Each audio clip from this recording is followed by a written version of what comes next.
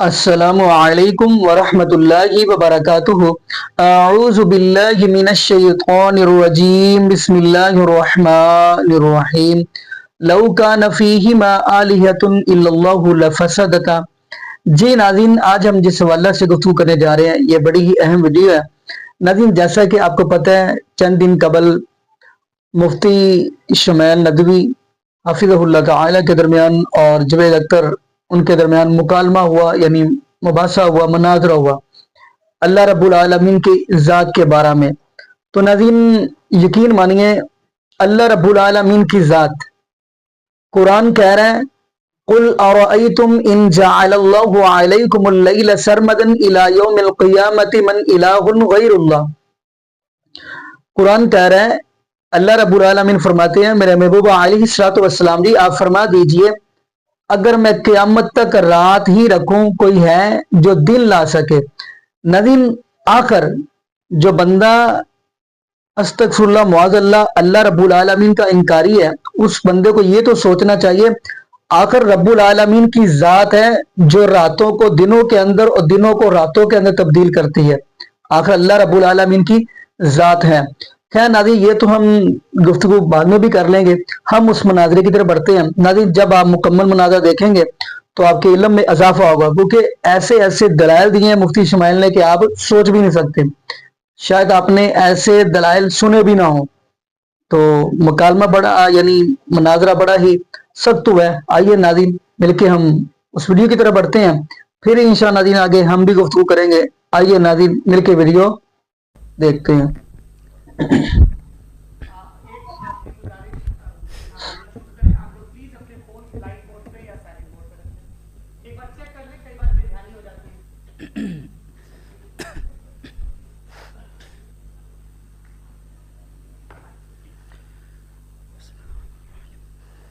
तमाम तारीफ़ें उस क्रिएटर के लिए जिसने इस यूनिवर्स को एक मकसद के तहत पैदा किया है। रिस्पेक्टेड जनाब जावेद अख्तर साहब, मिस्टर सौरभ द्विवेदी और respected audience, thank you all for being here today. आज की डिबेट में चूँकि हम बात करने वाले हैं डज गॉड एग्जिस्ट के टॉपिक पर, तो ये एक ऐसा टॉपिक है जिसके मुताल्लिक़ कोई भी डिसीजन लेने के लिए अलग अलग स्टैंडर्ड्स हो सकते हैं। लिहाजा डिबेट के शुरू में ये ज़रूरी है कि हम ये जान लें कि आज के इस टॉपिक में कौन सा स्टैंडर्ड सही होगा और कौन सा गलत होगा। सबसे पहला स्टैंडर्ड जिसे मैं समझता हूँ कि हमारे रिस्पेक्टेड जनाब जावेद अख्तर साहब बड़ी तेज़ी के साथ उसकी तरफ लपकेंगे, वो है साइंस। जबकि साइंस दर हकीकत खुदा के एग्जिस्टेंस को डायरेक्टली साबित करने या उसके एग्जिस्टेंस को डिनाई करने के लिए स्टैंडर्ड नहीं बन सकती। और उसकी वजह क्या है, ये मैं नहीं कह रहा, ये वो लोग कह रहे हैं जो साइंस के एक्सपर्ट्स हैं। नेशनल एकेडमी ऑफ साइंस कहती है science doesn't have the processes to prove or disprove the existence of God. Why? क्योंकि साइंस का ताल्लुक एम्पेरिकल एविडेंस से है और एम्पेरिकल एविडेंसेस का ताल्लुक हमारे नेचुरल और फिजिकल वर्ल्ड से है, जबकि गॉड नॉन फिजिकल और सुपर नेचुरल रियलिटी है। लिहाजा नॉन फिजिकल रियलिटी को आप उस टूल के साथ नहीं चेक कर सकते जिसका काम फिजिकल रियलिटी को तलाश करना है। लिहाजा आज इस डिबेट में गॉड की एग्जिस्टेंस को साबित करने या उसे डिनाई करने में साइंटिफिक एविडेंस को एक्सेप्ट नहीं किया जाएगा। दूसरा स्टैंडर्ड हो सकता है रेविलेशन, कि रेविलेशन के जरिए हम ये साबित करें कि गॉड एग्जिस्ट करता है या नहीं। लेकिन ये स्टैंडर्ड भी आज इररेलेवेंट है। क्यों? क्योंकि रेविलेशन मेरे नज़दीक सोर्स ऑफ नॉलेज है, वैलिड सोर्स ऑफ नॉलेज है, लेकिन हमारे जावेद अख्तर साहब के नज़दीक ये वैलिड सोर्स ऑफ नॉलेज नहीं है। लिहाजा आज की डिबेट में मैं एक भी एविडेंस किसी भी मजहबी स्क्रिप्चर से नहीं दूंगा ताकि जावेद अख्तर साहब के लिए वो अनएक्सेप्टेबल ना हो। तीसरा जो मेयार हो सकता है वो है ऑब्जर्वेशन, कि भाई कोई कहे कि हमें खुदा दिखाओ, अगर है तो दिखाओ, या ये कि खुदा के एग्जिस्टेंस पर एम्पेरिकल एविडेंस दो। तो ये है दर हकीकत गलत टूल का इस्तेमाल करना। ये ऐसा ही है कि जावेद साहब मुझसे ये मुतालबा करें कि मुफ्ती साहब आप मेटल डिटेक्टर के ज़रिए प्लास्टिक डिटेक्ट करके दिखाएं। अब चूंकि प्लास्टिक डिटेक्ट नहीं हो पा रही है लिहाजा plastic does not exist. No, you are using the wrong tool. इस टूल से प्लास्टिक को डिटेक्ट नहीं किया जाता। लिहाजा मैं समझता हूं कि गॉड के एग्जिस्टेंस पर एम्पेरिकल एविडेंस का मुतालबा करना एक बचकाना मुतालबा है, और हमारे रिस्पेक्टेड जनाब जावेद अख्तर साहब इस स्टेज से अब बहुत आगे निकल चुके हैं। अब बचता है एक ही स्टैंडर्ड, और वो स्टैंडर्ड है अक्ल, लॉजिक, रीजनिंग। और यही वो स्टैंडर्ड है जिसके तहत गॉड की एग्जिस्टेंस को साबित किया जाएगा या गॉड की एग्जिस्टेंस को डिनाई किया जाएगा। लेकिन चूंकि ये बहुत इंपॉर्टेंट और सेंसिटिव टॉपिक है, इसलिए लॉजिकल आर्ग्यूमेंट भी ऐसा होना चाहिए जो डेफिनेटिव हो, इनडेफिनेटिव ना हो, जो 2 और 2 4 की तरह बिल्कुल वाजे हो, जिसे लॉजिकली रिजेक्ट करना पॉसिबल नहीं हो। फॉर एग्जाम्पल हम कहें हमारे रिस्पेक्टेड मिस्टर सौरभ साहब, ये एक इंसान है और तमाम इंसान कॉन्शियस बीइंग है, लिहाजा नतीजा क्या निकला, हमारे सौरभ साहब भी कॉन्शियस बीइंग है। क्या ये इनडेफिनेट आर्ग्यूमेंट है या डेफिनेट आर्ग्यूमेंट है? ये डेफिनेट आर्ग्यूमेंट है, ये 2 और 2 की तरह वाजे है, इसमें किसी तरह जो है लॉजिकली इसको रिजेक्ट नहीं किया जा सकता। तो अगर आज हमारे जावेद अख्तर साहब ऐसी कोई अकली दलील और लॉजिकल एविडेंस दें खुदा के ना होने पर जो डेफिनेट भी हो, तो मैं ये ऐलान करता हूं कि यकीनन मैं उस एविडेंस को कबूल करूंगा और उस पर गौर करूंगा। लेकिन साथ में ये भी ऐलान कर देता हूं प्रेडिक्शन के तौर पर कि ऐसा कोई डेफिनेट आर्ग्यूमेंट कोई नहीं पेश कर सकता। दलील हम देंगे और डेफिनेटिव दलील देंगे, लॉजिकल दलील देंगे, ऐसी दलील देंगे जो एंटायर एथिस्टिक वर्ल्ड उसे रेफ्यूट नहीं कर सकती। चलें अब हम एक एग्जाम्पल सोचते हैं, एक सिनेरियो, सिंपल सिनेरियो, तमाम ऑडियंस से गुजारिश है, हम और आप एक आइसोलेटेड आइलैंड पर हैं, ऐसा आइलैंड जहां पे हमसे पहले कोई कभी नहीं गया। चलते चलते आपके सामने अचानक आपने देखा एक पिंक कलर की बॉल पड़ी हुई है। सबसे पहला सवाल आपके जहन में क्या आएगा कि ये बॉल यहां क्यों आई, कैसे आई, ये पिंक कलर की ही क्यों है, कोई और कलर भी हो सकता था, ये इसी शेप में क्यों है, कोई और शेप भी हो सकता था। नेचुरली आप इस तरफ पहुंचेंगे कि कोई ना कोई है जिसने इन स्पेसिफिक प्रॉपर्टीज के साथ इस बॉल को बनाया है और यहां पे रखा है। चूंकि आप जानते हैं कि ये जो बॉल है इसका एग्जिस्ट करना जरूरी नहीं है, ये एग्जिस्ट कर भी सकती थी, नहीं भी कर सकती थी, और एग्जिस्ट करना ही था तो किसी और फॉर्म में करती, किसी और कलर में करती। अब आप इस बॉल को एक्सपैंड करते चले जाएं, एक्सपैंड करते चले जाएं, एक्सपैंड करते चले जाएं, यहां तक कि ये बॉल यूनिवर्स के साइज की हो जाए। बताइए कि क्या साइज के बढ़ जाने से सवाल बदल जाएगा? हरगिज नहीं बदलेगा। अभी भी सवाल रहेगा ये यूनिवर्स कहां से आया, इन स्पेसिफिक प्रॉपर्टीज के साथ कहां से आया, क्यों आया, किसने बनाया, ये सवाल उस वक्त भी वैलिड रहेगा। लेकिन ये सवाल अगर हम जनाब जावेद अख्तर साहब से करें तो चूंकि इनका वर्ल्ड व्यू एथिस्टिक है, और सिर्फ इनका नहीं, मतलब जितने भी एथिस्ट हैं और एथिस्टिक वर्ल्ड व्यू को रखने वाले से अगर आप ये सवाल करें कि ये यूनिवर्स कहां से आया, तो इनका जवाब या तो आर्ग्यूमेंट फ्रॉम इग्नोरेंस होगा या डॉगमेटिक होगा।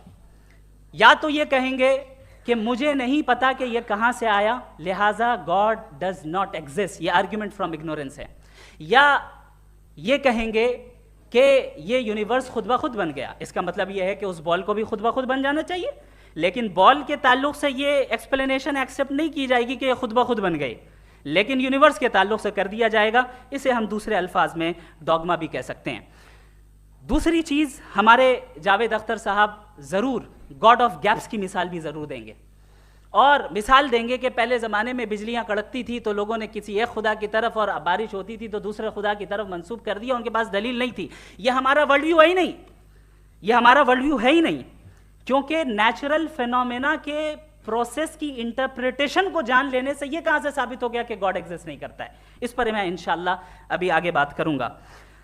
आप हजरात ये भी देखेंगे, और मैं ये एक्सपेक्ट करता हूं कि हमारे रिस्पेक्टेड जनाब जावेद अख्तर साहब ज़रूर इमोशनल आर्ग्यूमेंट्स भी देंगे, जो कि एक लॉजिकल फैलेसी है जब बात आती है ट्रुथ को डिसाइड करने में। क्यों? मिसाल के तौर पर वो कहेंगे कि अगर गॉड है तो ईविल क्यों एग्जिस्ट करता है, जबकि मैं कहता हूं ईविल का एग्जिस्ट करना गॉड के एग्जिस्ट करने की दलील है, उसके खिलाफ नहीं है। चूंकि अगर गॉड है तो हम सब उसके सामने अकाउंटेबल हैं, और अगर हम अकाउंटेबल हैं तो अकाउंटेबिलिटी के लिए ईविल का मौजूद होना जरूरी है, उसके बगैर हम अकाउंटेबल नहीं हो सकते। और अगर हम अकाउंटेबल नहीं हैं तो हम जनाब जावेद अख्तर साहब से पूछेंगे कि आप बताएं कि फिर सफरिंग इस दुनिया में क्यों है? अगर खुदा नहीं है तो सफरिंग क्यों है? और उन लोगों के जज्बे का क्या जिनके अंदर सफरिंग के बाद इंतकाम लेने का जज्बा पाया जाता है और वो इस दुनिया से ऐसे ही चले गए, क्या उनकी सारी तकलीफें बेकार चली जाएंगी?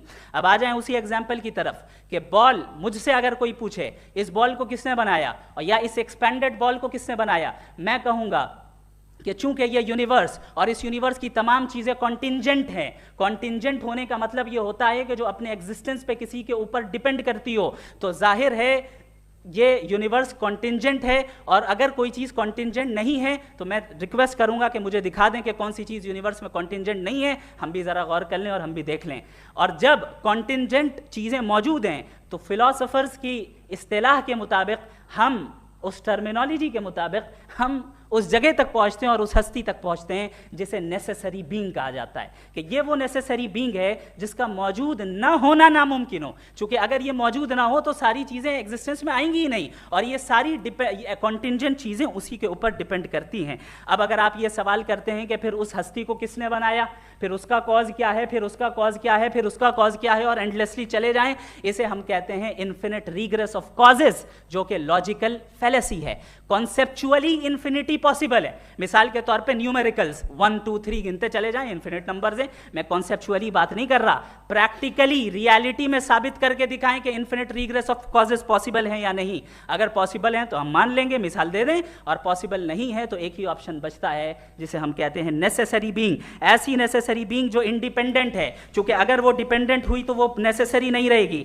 ऐसी इंडिपेंडेंट बीइंग जो इटर्नल है, अगर वो इटर्नल नहीं होगी, उसकी बिगिनिंग होगी तो वो खुद कॉन्टिंजेंट है। ऐसी बीइंग जो पावरफुल है, क्योंकि कॉन्टिंजेंट को एक्चुअलाइज करने के लिए पावर चाहिए। ऐसी बीइंग जो इंटेलिजेंट है और नॉलेजेबल है, क्योंकि ये यूनिवर्स स्पेसिफिक फॉर्म और स्पेसिफिक लॉज ऑफ नेचर के तहत प्रिसाइजली चल रहा है। थैंक यू मुफ्ती साहब। मैं इन दलीलों के बाद जावेद अख्तर साहब से गुजारिश करूंगा, आप बैठ के बोलना चाहेंगे या आगे? जी।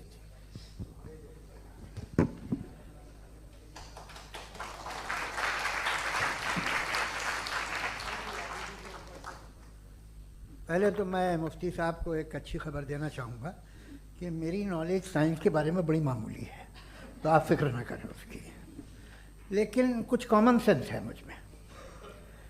देखिए, ये खुदा का तस्वुर कोई नया तस्वुर नहीं है, ये सदियों से रहा है।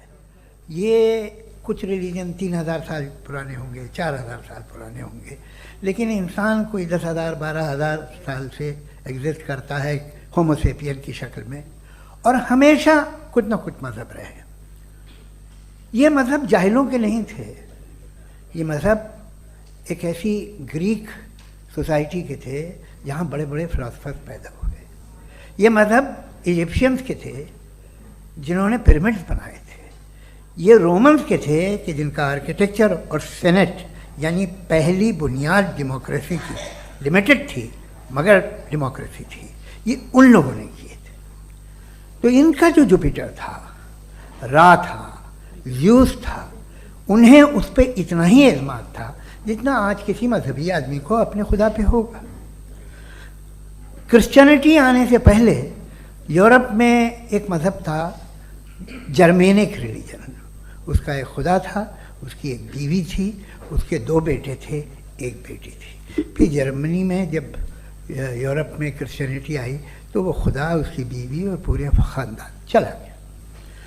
तो हमने, अगर हम हिस्ट्री देखें तो खुदा जो हैं वो ज़्यादातर फ़नी है, वो हमेशा रहे नहीं। और वो जो लोग इन्हें मानते थे उनको आप कहें वो तो जाहिल थे, उन्हें तो कुछ पता ही नहीं था, ऐसा नहीं है। वो अपने वक्त में बड़े काबिल लोग थे और अपने वक्त में उन्होंने बड़े बड़े काम किए हैं, फिलोसफर्स थे, साइंटिस्ट थे, लेकिन उनका मज़हब कहाँ गया, उनके खुदा कहाँ गए? आज जो खुदा हैं दुनिया में लोग उन्हें मानते हैं। आपको क्या मालूम कि कितने बरसों के बाद क्या होने वाला है। हम यूरोप में देखते हैं तो चर्च खाली हैं। तो वक्त के साथ चीज़ें बदलती हैं। जहाँ तक इसका ताल्लुक़ है मज़हबों का, हर मज़हब आपसे एक चीज़ मांगता है, फेथ। ये फेथ क्या चीज़ होती है? What is the difference between faith and belief? ये तो बहुत ही अहमकाना बात होगी कि कोई आदमी कहे साहब अगर खुदा है तो मुझे दिखाइए। ये तो जाहिलाना बात हुई। मैंने तो नॉर्थ पोल नहीं देखा है, मगर मैं मानता हूँ कि नॉर्थ पोल है। मैं क्यों मानता हूँ? इसलिए कि अगर ये दुनिया राउंड है तो उसका कोई टॉप होगा। कुछ लोग हैं जो वहाँ गए भी हैं, कॉमन सेंस कहता है कि ऐसा होगा, सबूत है, गवाह है, रीज़न है। तो ये मेरा फेथ नहीं है। तो फेथ में और बिलीफ में डिफरेंस क्या है? जो मज़हब मांगता है आपसे, हर मज़हब फेथ मांगता है। फेथ का मतलब ये है कि ना कोई गवाह हो, ना कोई सबूत हो, ना कोई रैशनल हो, ना कोई लॉजिक हो, ना कोई प्रूफ हो, मगर तुम एक बात को मानो। ये है फेथ। वरना बिलीफ होता। अगर इसमें कुछ भी सबूत होते, गवाह होते, तो फिर इसे आप बिलीफ कहते हैं। जैसे मेरा बिलीफ है कि नॉर्थ पोल है, मेरा फेथ थोड़ी है। फेथ इन तमाम शर्तों को रद्द करता है। तो फिर स्टुपिडिटी क्या है?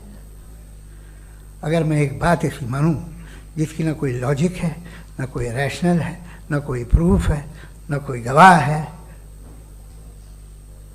ना कोई सबूत है, और मैं उसे मानूं, तो ये स्टुपिडिटी हुई।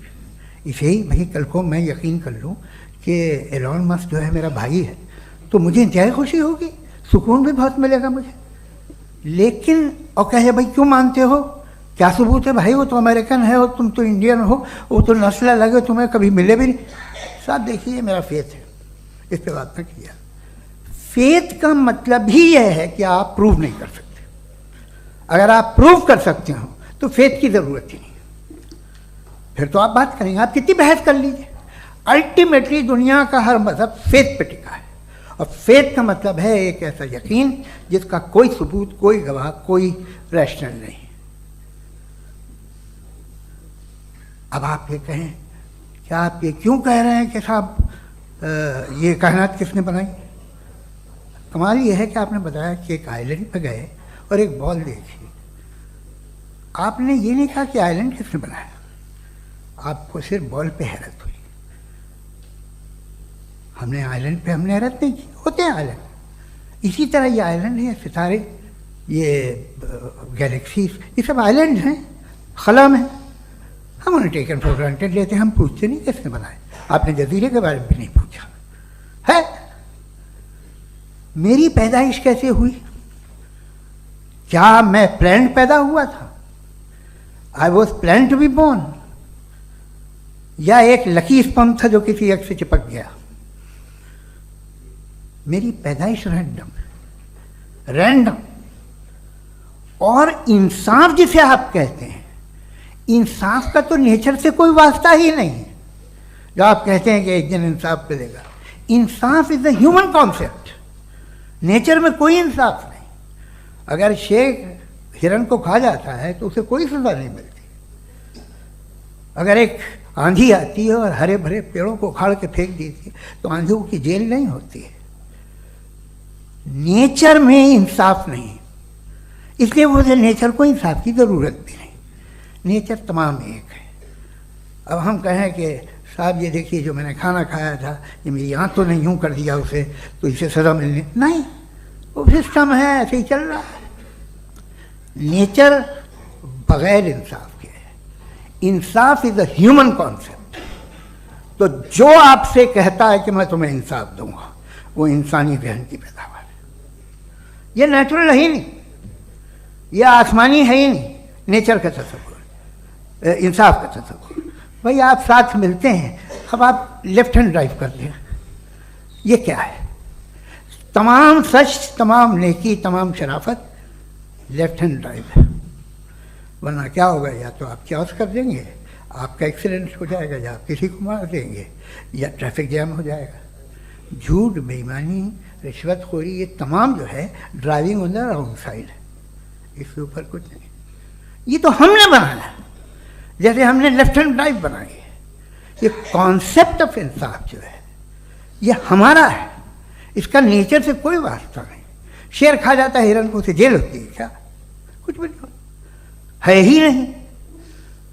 तो ये जो दुनिया के रिलीजन प्रॉमिस करते हैं आपसे इंसाफ, इसी से मालूम होता है कि मैन मेड है।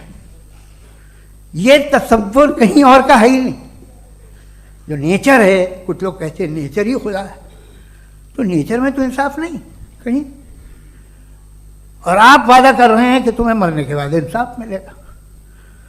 मुझे अगर मिलेगा तो मैं बहुत खुश होऊंगा, लेकिन मैं यकीन नहीं कर पाता हूँ, इसलिए कि मैं फेथ नहीं पैदा कर सकता। The very fact that religions demand faith, इसका मतलब है कि उनके पास जस्टिफिकेशन नहीं है। अच्छा साहब, फिर रिलीजन अगर मॉडरेशन में है, कोई सा भी रिलीजन, वो आप में कुछ खूबियाँ भी पैदा करता होगा। देखिए उससे ये फ़ायदा है, वो फ़ायदा है। अल्कोहल जो है वो ज़्यादातर दवाओं में यूज़ होती है, और एक सर्वे किया गया था अमेरिका में कि लॉन्जेटिविटी किन लोगों की है। तो एक तरफ वो लोग थे जो शराब पीते ही नहीं थे, और एक तरफ वो थे जो एक बोतल शराब रोज़ पीते थे। सबसे ज़्यादा लंबी उम्र की है जो 2 पैक नाप के शराब पीते और खाना खाते हैं। मगर हम शराब को बुरा समझते हैं, मैं भी बुरा समझता हूँ। क्यों? ऐसा होता नहीं। कुछ चीज़ों में आदत होती है कि वो बढ़ती है। आज तक में एक आदमी दूध पीता है, आप 10 साल बाद भी मिलेंगे तो एक ही गिलास पीता होगा। ऐसा नहीं होता, सुबह से दूध पीता रहता है। मिल्कोहलिक मैंने नहीं देखे, अल्कोहलिक होते हैं। ये टेंडेंसी है मजहब की कि वो बढ़ता है, जैसे कैंसर बढ़ता है, जैसे शराब बढ़ती है। कुछ लोग होंगे जो उसे सही तरह से यूज़ करते हैं। मुझे यकीन है कि हमारे मुफ्ती साहब भी उनमें से एक हैं, इनसे बहुत खुशी हुई मुझे इनसे मिलकर। लेकिन कितने लोग हैं कि आज आप देखते हैं दुनिया में जो तबाहियाँ हैं, इनमें कितना हाथ है उन लोगों का जो बिलीवर कहते था मजहब ये नहीं कहता, ना कहता होगा, मगर जब ये मजहब पीते हैं तो ऐसे बिहेव करते हैं। थोड़ा सा अगर हो तो शायद बहुत अच्छी बात, लेकिन शराब थोड़ी सी नहीं रहती, उसमें टेंडेंसी है। पहले थोड़ा सा अगर 2-3 कैंसर के सेल हो ना बॉडी में तो आदमी स्लिम रहेगा, लेकिन वो 2-3 सेल नहीं रहते, वो मल्टीप्लाई होते हैं। जावेद साहब, टाइम पूरा हो गया। टाइम हो गया तो बस बात खत्म हो गई। अच्छा, मुझे कुछ और कहने को था भी नहीं। जी, मैं पहले जवाबी दौर के लिए इनवाइट कर रहा हूँ मुफ्ती साहब को। Your rebuttal round 1, you have 7 minutes.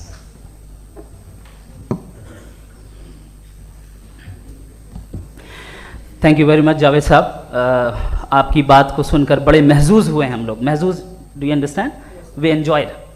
Okay, अब थोड़ा सा लॉजिकली उसको हम लोग देखते हैं। दरअसल हम लोगों ने कल गुजारिश की थी मुफ्ती साहब से भी, जावेद साहब से भी, कि हिंदुस्तानी ज़बान आम फहम सबको समझ में आ जाए, और जहाँ कहीं आप मुश्किल शब्द इस्तेमाल करें वहाँ बताते भी चलें। Thank you. तो सबसे पहले हमारे रिस्पेक्टेड जावेद साहब ने हवाला दिया कि खुदा फ़ानी है। कितने मजहब आगे चले गए, किसी ने जुपिटर को खुदा माना, किसी ने किसी को माना। मैं कहता हूँ जिसने कॉन्टिंजेंट चीज़ को खुदा माना, गलत माना, वो खुदा ही नहीं, वो खुदा ही नहीं है। हम तो नेसेसरी बीइंग को साबित करने बैठे हैं, वो नेसेसरी कॉज जो इटरनल है, जो अबदी भी है और अजली भी है। हम किसी और को साबित करने नहीं बैठे। दूसरी चीज़ उन्होंने कहा कि फेथ एंड बिलीफ, ये एक ऐसी डेफिनेशन है फेथ की जो इन्होंने पहली मर्तबा पेश की है, या माफ़ कीजिएगा, इन्होंने पहली मर्तबा पेश नहीं की है, रिचर्ड डॉकिंस ने पहली मर्तबा पेश की है। मुझे मालूम है ये सोर्स कहाँ से है। एपिस्टेमोलॉजिकली फेथ और बिलीफ का फर्क आप इस तरह नहीं कर सकते सर। फेथ सही भी होता है, गलत भी होता है, बिलीफ सही भी होता है, गलत भी होता है। जो लॉजिक, रीजन और एविडेंस से बैक्ड होगा वो फेथ सही होगा। और आप जिस फेथ की बात कर रहे हैं कि इलॉजिकल है और उसके पीछे नहीं है, तो we are on the same page.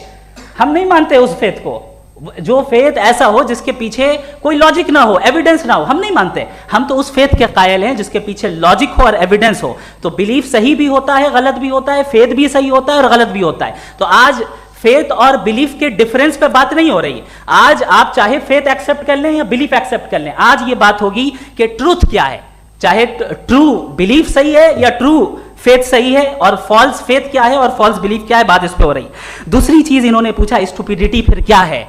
अगर फेथ रिलीजन स्टुपिडिटी नहीं है तो और क्या है? चूंकि फेथ का मुतालबा करते हैं तो स्टुपिडिटी क्या है? मैं कहता हूं स्टुपिडिटी एथिज्म है। उसकी वजह यह है कि आप एक सड़क पे जा रहे हो और आप किसी गार्डन में जाएं और देखें वहां लिखा है फूलों के साथ I love Javed Akhtar and I really do, I love you sir. So जब आप वहां पर पहुंचे तो वहां पहुंचकर अब ये बताएं, क्या आप ये कहेंगे wow what a natural selection? ये क्या नेचुरल सिलेक्शन है? नहीं, ये प्रिसाइजली डिजाइंड है, इसके पीछे डिजाइनर है। लिहाजा अगर कोई एक ऐसी कॉमन सेंस की बात को कबूल नहीं कर रहा है कि यूनिवर्स जो इतने प्रिसाइजली काम कर रहा है, हम कहते हैं कि खुद ब खुद बन गई, मैं समझता हूं इससे बड़ी स्टुपिडिटी और कुछ नहीं है। ये रैशनल चीज है। फिर हमारे सर ने कहा कि आपने बॉल पे फोकस किया, आइलैंड पे फोकस नहीं किया। अरे आइलैंड को किसने बनाया यही समझाने के लिए तो बॉल की मिसाल दे रहा हूं। और बॉल भी कॉन्टिंजेंट है, आइलैंड भी कॉन्टिंजेंट है, दोनों नेसेसरी बीइंग का मुतालबा करते हैं। आगे इन्होंने कहा कि नेचर में कोई इंसाफ नहीं है। हम डिसाइड करते हैं कि मोरालिटी क्या होती है, इंसाफ क्या होता है। हम डिसाइड करते हैं, जैसे ड्राइविंग सीट में ट्रैफिक वाला, ये तो किसी खुदा ने नहीं कहा, ये है, इसे कहते हैं फॉल्स इक्विवेलेंस। ये एक लॉजिकल फेलेसी है। आपने जो है मिसाल दी ड्राइविंग की और ट्रैफिक की, ये सब्जेक्टिव मोरालिटी है। आप सब्जेक्टिव मोरालिटी को मिसाल बनाकर ऑब्जेक्टिव मोरालिटी के ऊपर नहीं थोप सकते। इंसाफ ये ऑब्जेक्टिव मोरालिटी है। अगर आप ये कहते हैं कि नेचर में इंसाफ नहीं है तो इंसाफ का न होना ये नेचुरल हुआ, तो फिर नेचर को नेचर रहने दे, क्यों हम इतना स्ट्राइव कर रहे हैं दुनिया में इंसाफ लाने के लिए? ये तो इलॉजिकल बात है, इरैशनल बात है। इसलिए बहुत सी चीजें ऐसी हैं जो ऑब्जेक्टिवली जो है इविल या गुड हैं, और बहुत सी चीजें ऐसी हैं जो सब्जेक्टिवली हैं। सब्जेक्टिवली जो मोरल होता है या इमोरल होता है उसको हम सोशल कंसेंसस से या पर्सनल प्रेफरेंस से डिसाइड करते हैं। लेकिन जो ऑब्जेक्टिव मोरालिटी है जिसमें इंसाफ आया, जो इन्होंने बार बार रिपीट किया, ये ऑब्जेक्टिव है, सब्जेक्टिव नहीं है। अगर आप कहते हैं ये सब्जेक्टिव है तो मेरा सवाल आपसे ये है, क्या सोशल कंसेंसस के जरिए अगर जुल्म को सही करार दे दिया जाएगा तो आप जुल्म को जस्टिफाई करेंगे? दूसरी चीज इन्होंने ये कहा कि 2 पैक शराब पी लें तो वो उतने पे नहीं रहता, बढ़ जाता है। यही मामला मजहब के साथ है। 2 पैक आप पी लें बढ़ेगा। तो ये एक ऐसी मिसाल है, इसको कहीं भी फिट कर लें कि आप एथिज्म पे जब फिट करें, जब आप 2 पैक एथिज्म का लेंगे ना तो वो बढ़ बढ़ के नॉर्थ कोरिया बनेगा। Thank you.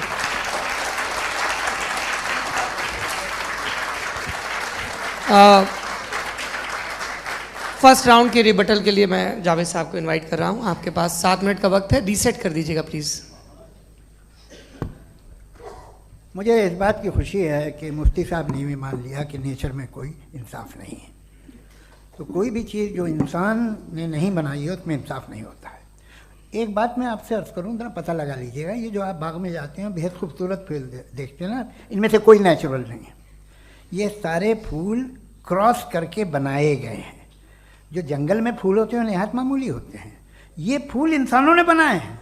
जो आप बाग में देख के वाह वाह कहते हैं, ये इंसानों के बनाए हुए हैं। डिफरेंट फूलों को क्रॉस करके, डेवलप करके, फिर क्रॉस करके इस तरह से बनाए गए। नेचुरल फ्लावर नहीं। किसी जंगल वीरान में जाके आप गुलाब के फूल नहीं देखेंगे। ये सब बनाए हुए इंसान ने, बहुत से काम इंसान ने किए। बाकी है कि आपने मेरी एक बात का जवाब नहीं दिया, जिससे मुझे शिकायत है कि फेथ क्या है और आप फेथ मांगते क्यों हैं मुझसे? आप तो लॉजिकल हैं, आपके पास तो सारे रैशनल हैं, आपके पास सारे सबूत हैं, तो आपको फेथ की डिमांड क्यों करते हैं कि भाई तुम सरेंडर कर दो और सवाल मत करो? कोई मजहब सारे सवाल करने की इजाज़त नहीं देता है और मना करता है कि ज़्यादा सवाल ना करो, बह जाओगे तुम। आप क्यों रोकते हैं? हकीकत यह है कि इंसानी तारीख क्या है। इंसानी तारीख ये है कि दुनिया में 2 तरह के लोग हुए हैं। एक वो जिन्होंने अपनी लाइल्मी की परस्तिश की है, दूसरे वो जिन्होंने अपनी इग्नोरेंस या लाइल्मी से झगड़ा किया है और मालूम किया है कि क्या है। ये जो आप कह रहे हैं, आज आप हैरान हैं कि भाई ये यूनिवर्स कैसे बनी। लोग हैरान थे कि सूरज डूबता है तो इधर से कैसे निकलता है। और आप एक कदम जाके हमेशा का मानने को तैयार है, एक कदम पीछे ही मान जाइए। भाई आप इसके बाद जाते हो, कहते सवाल ना करना कि ये कहाँ से आया, ये पावर तो हमेशा से हमेशा रहेगी। तो आप यूनिवर्स के बारे में मानने में क्या तकलीफ है? एक कदम पहले रुक जाइए, ये हमेशा से थी या नहीं थी हमें मालूम नहीं है। और ये कहना कि हमें मालूम नहीं है, कमाल ये है कि दुनिया के सारे मजहब सब जानते हैं ये दुनिया कैसे बनी थी, कैसे मिटेगी, मरने के बाद क्या होगा, इनको सब इल्म है। इनको किसी को डायनासोर होते थे पहले ये नहीं पता था, किसी को नहीं पता। किसी भी दुनिया की मजहबी किताब में डायनासोर का जिक्र नहीं है। लेकिन बाकी सब बातें, how to make universe in 4 easy lessons and बाकी सब पता है। जिसको सब पता है वो गड़बड़ है। हम में ये इंकिसार, ये ह्यूमिलिटी होनी चाहिए कि हम ये कहें कि हमें ये बहुत सारी बातें नहीं मालूम, लेकिन हम उनकी परस्तिश न करें, अपनी लाइल्मी को की परस्तिश न करें, हम उसे पता लगाने की कोशिश करें। जिस दुनिया में आप बैठे हैं सर, ये हॉल जो है, ये इलेक्ट्रिसिटी जो है, ये माइक जो है, जिस हवाई जहाज से आप आए थे, वो जिस कार से आप यहाँ आए हैं, ये सब उन लोगों की बनाई हुई है जिन्होंने सवाल किए थे। ये दुनिया जिसमें आप आज आराम से हैं, ये उन लोगों की बनाई है कि जिन्होंने सवाल किए थे। और हर स्टेज पे इन सवालों को मकरूह कहा गया था, गलत कहा गया था। आप ज़रा तारीख पढ़िए, एक बड़ी दिलचस्प किताब है बर्ट्रैंड रसेल की, जिसमें उसने रिलीजन एंड साइंस कि कब से रिलीजन जो है साइंस के अगेंस्ट है। और हद तो ये है कि भाप के इंजन के खिलाफ थे, स्टीम इंजन के भी खिलाफ थे, और फतवे हुए उन पर, वेटिकन ने दिए। तो ये हमेशा, अभी जैसे ही ये राइट विंगर आते हैं अमेरिका में पावर में, तो वो जो अपना ये क्या बोलते हैं उसे, सीड क्या बोल रहे, सीड क्या जो, हाँ नहीं सीड जो होते हैं जिस पे जी, नहीं भाई, वो जो ह्यूमन बॉडी के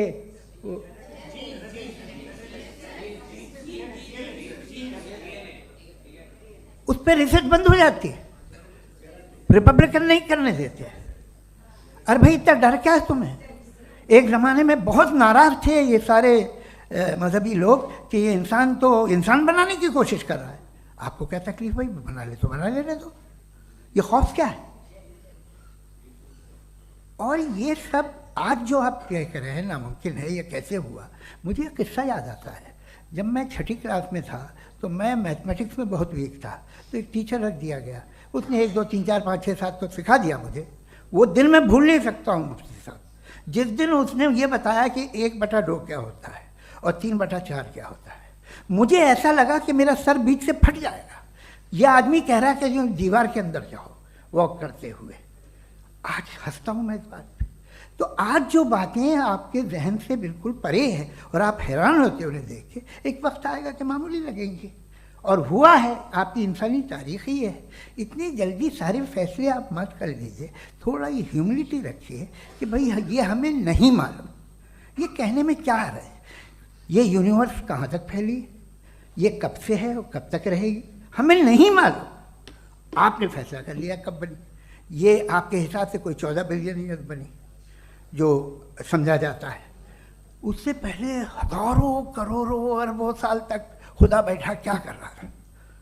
खामोश बैठा था, ऐसी जमाइयाँ ले रहा था। फिर उसे आइडिया है, यार एक काम करते, वक्त अच्छा गुजर जाएगा, यूनिवर्स पर आपसे सोचिए। वो तो हमेशा से है ना, मगर यूनिवर्स हमेशा से नहीं है, ये तो बनाई गई है। और उससे पहले क्या था, इनका क्या काम था? कैसी बात है, ये बड़ा आसान है। जो बात हमें आज धीरे धीरे पता चली है, बरसों 2000 और 2500 साल पहले आपको किसी ने बता दिया कि क्या था, आप मान गए, और तब से वही मान रहे हैं जो 2500 साल पहले कहा गया था। सब कुछ बदल गया है, सॉल्व हो रही हैं चीज़ें। अभी साइंस बिल्कुल दावा नहीं करती, या कोई फिलोसफर ये दावा नहीं करता कि हमें सब मालूम, बल्कि वो कहता है कि हमें जितना मालूम होता है उससे ये मालूम होता है कि हमें कितना कम मालूम। तो हम अपनी जहालत से लड़े, उसकी परस्तिश ना करें। जी, टाइम है। Thank you so much. मैं तर्कों की श्रृंखला में राउंड 2 के लिए मुफ्ती साहब को आमंत्रित कर रहा हूँ। आपके पास एक बार फिर से 7 मिनट का वक्त है। शुक्रिया। जनाब जावेद अख्तर साहब कई मरतबा दोहरा रहे हैं कि फ़ेथ का मतलब बताइए, फ़ेथ का मतलब बताइए। मैंने बता दिया, फ़ेथ सही भी होता है, गलत भी होता है। और आज हम फ़ेथ पे बात नहीं कर रहे हैं, हम ट्रुथ और डज गॉड एग्जिस्ट पे बात कर रहे हैं। क्या डज गॉड एग्जिस्ट, ये ट्रुथ यानी गॉड है या नहीं है, इसमें से दोनों ट्रुथ क्या है। अब आप उसे फ़ेथ कह लें, बिलीफ कह लें, नॉट माई बिजनेस। उसके बाद आपने कहा कि भाई सवाल करने से मजहब रोकता है। मैं कहता हूँ जो रोकता है वो रोकता होगा, मैं नहीं रोकता, बल्कि सवाल करें, सवाल करना चाहिए। सवाल कर करके तो हम आगे बढ़ते हैं, तरक्की करते हैं, और इसीलिए मैं आज यहाँ पे आया हूँ। लेकिन सवाल सिर्फ खुदा से नहीं होगा, आपसे भी होगा। सवाल एथिज्म से भी होगा, सवाल सिर्फ मजहब से नहीं होगा, सबसे होगा। और आज मैं सवाल करूंगा और उम्मीद है कि आप जवाब देंगे। अभी तक आपने वैसे कॉन्टिंजेंसी आर्गुमेंट का कोई जवाब नहीं दिया। चलें, आपने कहा यूनिवर्स के बारे में इटर्नल क्यों नहीं बोल देते। ये चूंकि लॉजिकली पॉसिबल ही नहीं है कि यूनिवर्स इटर्नल हो। यूनिवर्स एक कॉन्टिंजेंट चीज़ है जो टाइम एंड स्पेस के पाबंद है, टाइम एंड स्पेस से बाउंड है। जो टाइम एंड स्पेस से बाउंड होगा वो कॉन्टिंजेंट होगा, जो कॉन्टिंजेंट होगा वो उसकी बिगिनिंग हुई होगी, जिसकी बिगिनिंग हुई होगी वो इटर्नल नहीं हो सकता। ये तो कॉमन सी बात है। आपने कहा कि किसी मजहबी किताब में डायनासोर का जिक्र नहीं है। अफसोस कि आज तक किसी मैथमेटिक्स की किताब में मुझे डायनासोर का जिक्र नहीं मिला। तो इसका मतलब मैथमेटिक्स की किताब बेकार है? नहीं, उसका वो टॉपिक नहीं है। रेवलेशन का और मजहबी किताबों का टॉपिक ये नहीं है कि आपको आके बताए साइकिल कैसे बनाते हैं, या आकर ये बताएं कि जो है डायनासोर कब था। वो तो मोरालिटी सिखाने आया है, गॉड के बारे में बताने आया, नॉन फिजिकल रियलिटी की हकीकत को सिखाने के लिए आया। रिलीजियन साइंस को रोकता है? नहीं रोकता। अगर रोकता है तो गलत करता है। रिलीजियन साइंटिज्म को रोकता है, जिसमें हमारे जावेद साहब मुब्तला हैं। साइंस और साइंटिज्म में फर्क है। साइंटिज्म यह है कि आप समझें कि साइंस और साइंटिफिक मेथोडोलॉजी ये नॉलेज को हासिल करने का वाहिद सोर्स ऑफ नॉलेज है। यह है साइंटिज्म। हम इसे रिजेक्ट करते हैं। हम साइंस को तो तरक्की करते हैं। भाई आप हमारी पूरी तारीख कर लें, पढ़ लें तो आपको पता चल जाएगा। बहरहाल ये अलग टॉपिक है। उसके बाद इन्होंने एक लफ्ज़ कहा, वेटिकन ने फतवा दिया। वेटिकन का फतवे से कोई ताल्लुक नहीं है, दोनों कॉन्ट्राडिक्टरी अल्फाज हैं। उसके बाद उन्होंने कहा कि भाई हमें नहीं मालूम। अगर नहीं मालूम तो क्लियरली कह देना कि नहीं मालूम है, इसमें क्या हरज है। तो वही तो मैं कह रहा हूं ना कि आप कह दें कि नहीं मालूम, लेकिन क्लेम क्यों कर रहे हैं कि गॉड एग्जिस्ट नहीं कर रहा है। आप कह दें नहीं मालूम है, हो सकता है हो सकता ना हो, लेकिन आप क्लेम कर रहे हैं। The moment you say God does not exist, this is a claim, and now the burden of proof is upon you too, जैसे हमारे ऊपर है। और क्यों है मैं बताता हूं, क्यों है ये भी मैं बताता हूं। फिलोसॉफिकली जो क्लेम होता है ना, सिर्फ ये नहीं होता कि इंसान कहे पॉजिटिव क्लेम करे और नेगेटिव क्लेम करे तो बर्डन ऑफ प्रूफ नहीं है। आप मिसाल के तौर पे मैं कहूं कि फुला उस कमरे में कोई नहीं है, मैंने एक नॉलेज का क्लेम किया है। उस कमरे में कोई नहीं है, मैंने एक नॉलेज का क्लेम किया। या तो मैं कहूं मुझे नहीं पता, हो भी सकता है नहीं भी हो सकता है, this is not a claim. लेकिन जब मैं कह रहा हूं कि वहां कोई नहीं है, या मैं कह रहा हूं वहां कोई है, दोनों क्लेम है और दोनों के ऊपर बर्डन ऑफ प्रूफ है। हमारे ऊपर भी बर्डन ऑफ प्रूफ है। मैंने कंटिंजेंसी आर्ग्यूमेंट दिया, इसे तोड़कर दिखाइए। आखिरी चीज, इन्होंने कहा कि खुदा दुनिया बनाने से पहले 150 साल पहले या करोड़ों साल पहले क्या कर रहा था। अरे हजरत, चलें बहरहाल मैं जवाब दे देता हूं। आप हमारे रिस्पेक्टेड पर्सनालिटी हैं, अगर आप नहीं होते तो मैं ऐसे एंटरटेन ही नहीं करता।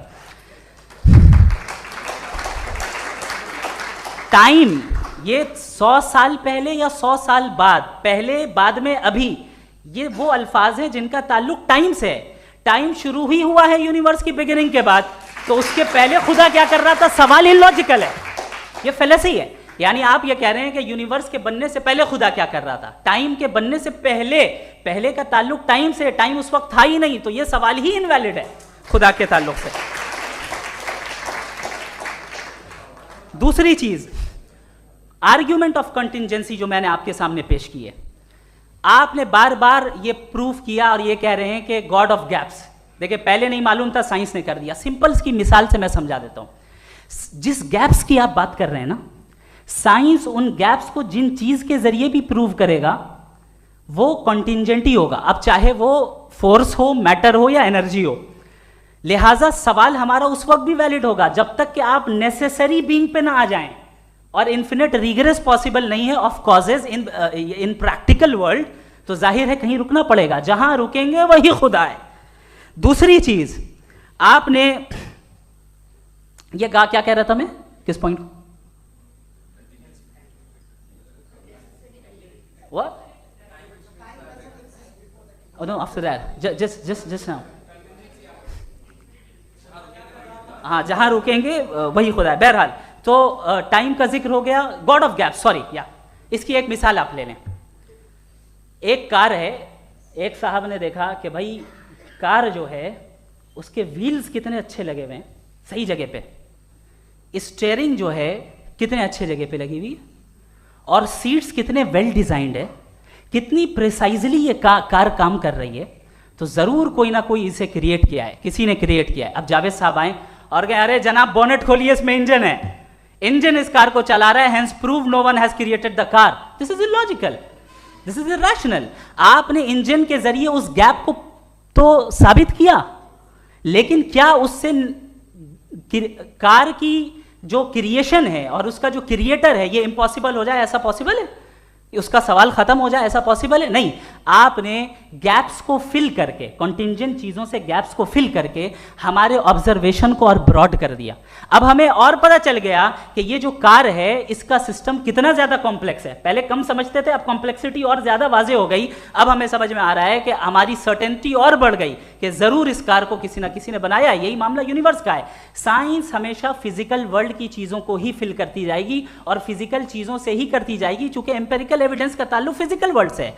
आप साइंस के जरिए मेटाफिजिकल रियलिटी को कभी साबित नहीं कर सकते। ये रॉन्ग टूल का इस्तेमाल करना है। ये वही काम है कि आप मेटल डिटेक्टर से प्लास्टिक डिटेक्टर करने चलें, जो कि जाहिर है सही नहीं है। Thank you.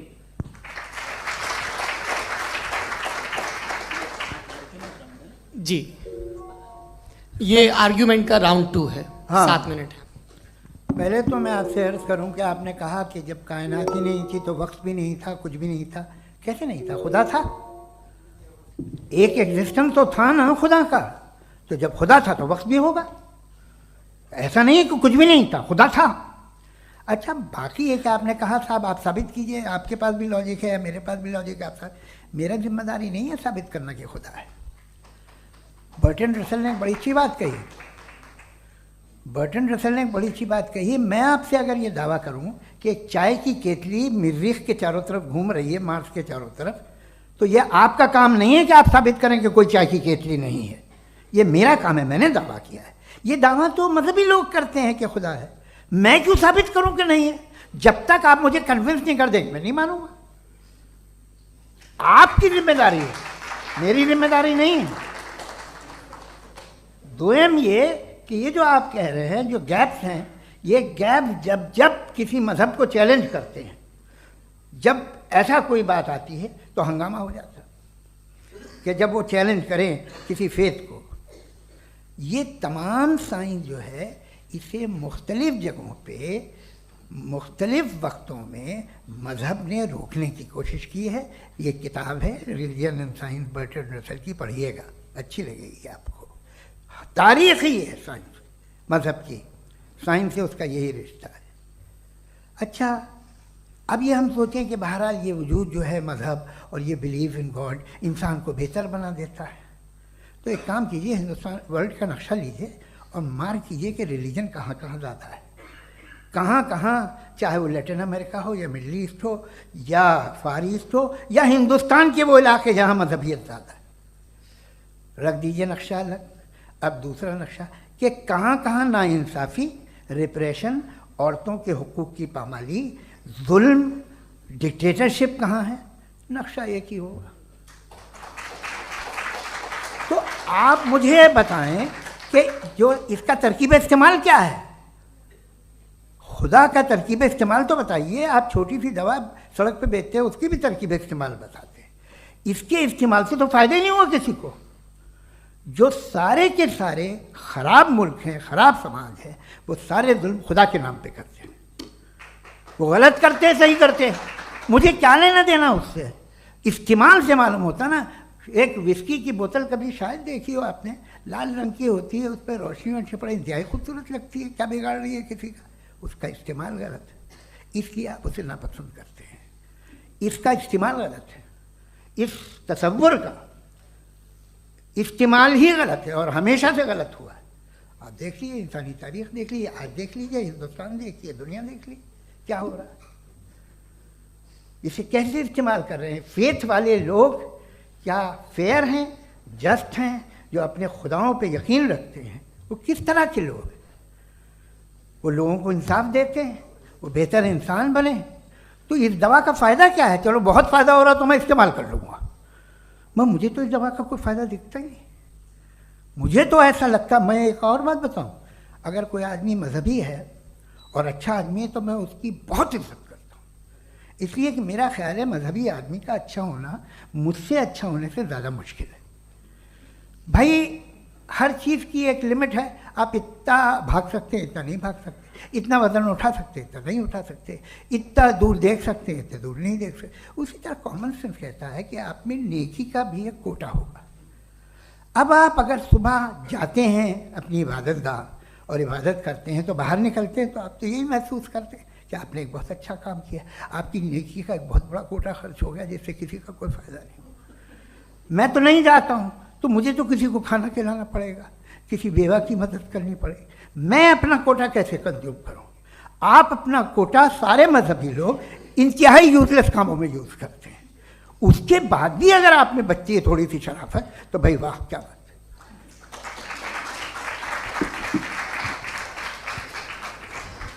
एक तो मुझे ये बात बहुत अच्छी लग रही है कि दोनों ही विद्वान समय को मानते हैं और बहुत समय से अपनी दलीलें और बाज़ दफ़ा समय से पहले अपनी तकरीरें पूरी करके अपनी अपनी कुर्सी पर बैठ रहे हैं। ये इस आर्ग्यूमेंट का राउंड 2 पूरा हुआ। अब रिबटल का राउंड 2 है और उसके बाद क्रॉस एग्जामिनेशन होगा। नहीं, आपका आर्ग्यूमेंट हो गया सर। हमारे यहाँ स्कूल के सिलेबस में पंच परमेश्वर कहानी पढ़ाई जाती है, प्रेमचंद जी की लिखी हुई। आप निश्चिंत रहिए, आपकी कोई राउंड में मिस नहीं होने दूंगा। रिबटल का राउंड 2 मुफ्ती शमाइल नदवी साहब।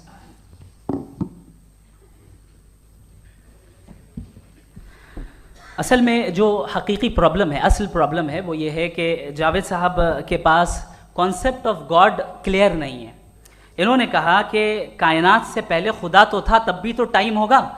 ये टाइम कायनात का हिस्सा है।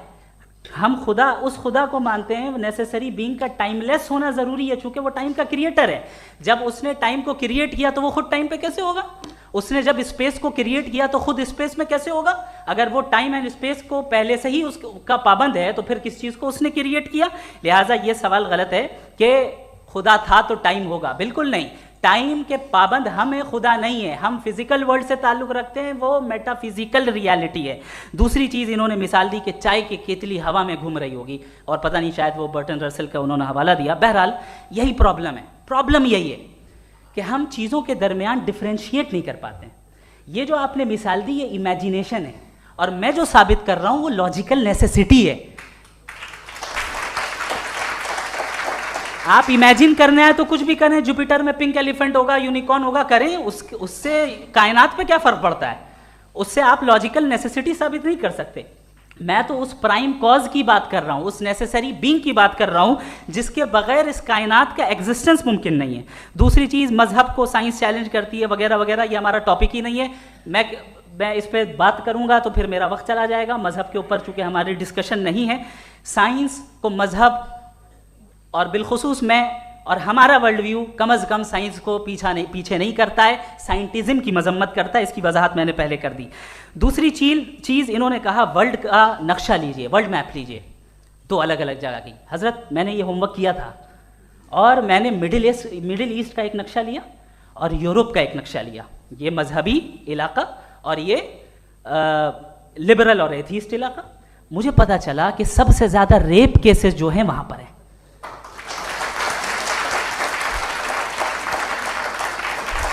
मुझे ये पता चला यूएन की रिपोर्ट के मुताबिक, मैं ये अपने घर से नहीं लेके आ रहा, कि जो वर्किंग वुमेन है यूरोपियन कंट्रीज में, उसमें 81% वुमेन सेक्सुअल हैरेसमेंट का वर्क में शुमार हो रही है। ये मिडिल ईस्ट में नहीं हो रहा है, वो मजहबी लोग हैं इसलिए नहीं हो रहा है।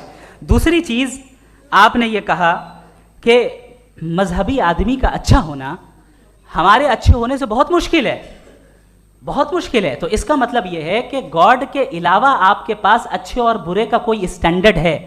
मैं चाहूंगा कि कन्वर्सेशनल स्टाइल वाले डिस्कशन और सेगमेंट पे इसी पे बात कर लेते हैं। Thank you very much.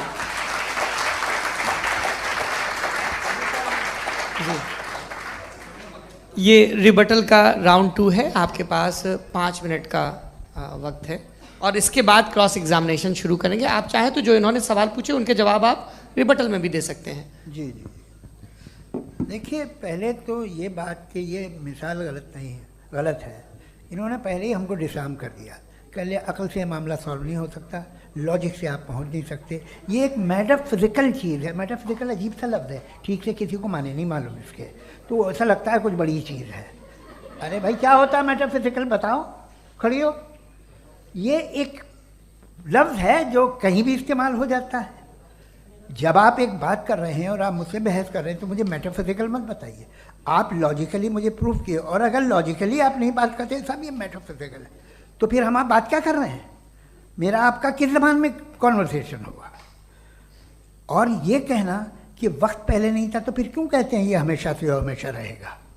हमेशा वक्त है, तो आप कैसे कहते हैं वो हमेशा से है और हमेशा रहेगा? हमेशा का मतलब है कोई वक्त, अगर वक्त ही नहीं है तो हमेशा कैसे? बाहर वो रहेगा। अब मैं ये देखता हूँ, आपने कहा ना कि वहाँ रेप ज़्यादा होते हैं, तो हम एक बात देखते हैं कि ये दुनिया जिस पे वो कादर मुतलक है, जिसकी मर्ज़ी के बगैर पत्ता भी नहीं हिलता, ओमनीपोटेंट है, ये दुनिया चल कैसे रही है? और इस दुनिया का हाल क्या है? 45,000 बच्चे जो 10 साल की उम्र से कम थे वो गाजा में मरे। भूख से काला हांडी में बच्चे मरते हैं और डिप्थेरिया से मरते हैं। डिप्थेरिया अजीब मर्ज है, गले में जाली बनना शुरू होती है, बच्चा नीला हो जाता है, गरीब का बच्चा, इसलिए कि उपास इलाज नहीं। ये कादर मुतलक है जो चाहे कर दे, इसलिए आप दुआएं मांगते हैं हमारी ये काम कर दे वो कर दे, तो इसका मतलब डे टू डे लाइफ में वो इंटरफेयर करता है और ये देख रहा है वो। अगर वो वाकई भी है फॉर डिस्कशन सेक, तो मैं जब दुनिया देखता हूँ तो मेरे दिल में उसके लिए कोई इज्जत नहीं पैदा होती। ये क्या कर रहे हो तुम पूरे ऑल पावरफुल हो, ओमनीपोटेंट हो, ओमनी प्रेजेंट हो। तुम तो वहाँ गाजा में रहे होगे ना, तुम हर जगह हो। तुम देख रहे थे कि बच्चे की कैसे धज्जियाँ उड़ रही, तुम देख रहे थे और तुम चाहते हो मैं तुम्हारी परस्तिश करूँगा, तुम हो भी। अरे यार, इसके अच्छे तो हमारे चीफ प्राइम मिनिस्टर हैं, कुछ तो ख्याल करते हैं। कमाल है, आप किसकी इबादत कर रहे हैं?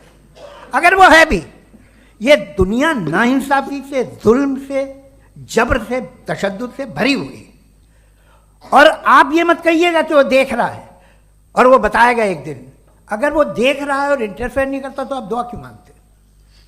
आप कहते हैं मेरा ये काम करा दे, इसके मतलब है वो दखल दे सकता है, वो आपको नौकरी दिलवा सकता है, भले दूसरे आदमी को न मिले, मगर आपका काम कर देगा चूंकि आपने दुआ मांगी है। तो जब वो आपको नौकरी दिला सकता है, लड़की की शादी कर सकता है, बेटे को ग्रीन कार्ड दिलवा सकता है, तो कम से कम ये जो मर रहे हैं बच्चे, इनको रोक दे, कुछ तो करे।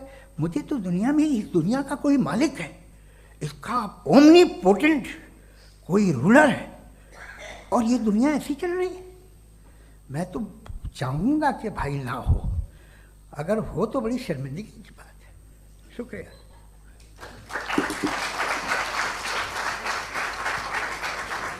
देवियों और सज्जनों, इस बहस के 2 राउंड और 2 रिबटल पूरे हो चुके हैं। अब सबसे ज़रूरी और सबसे मुश्किल राउंड शुरू हो रहा है, क्रॉस एग्जामिनेशन का। अब इन विद्वानों की सज्जनता की एक परख भी होगी और वक्त हमने 16 मिनट का तय किया है। पहला सवाल आप पूछना चाहेंगे? जी बिल्कुल। पहले बोले भी आप माइक ले लीजिएगा हाथ में, ये नीचे से होना चाहिए। जी मैं बोलता हूँ, ये डायस हटा सकते हैं क्या हम थोड़ा क्विकली? डायस पीछे कर दीजिए बस थोड़ा सा, है ताकि ये जो दाएं बाएं लोग बैठे हैं इसे हटा ही दीजिए। अब हम वहाँ तो जाने वाले नहीं। आराम से दोनों तरफ से हटा दीजिए।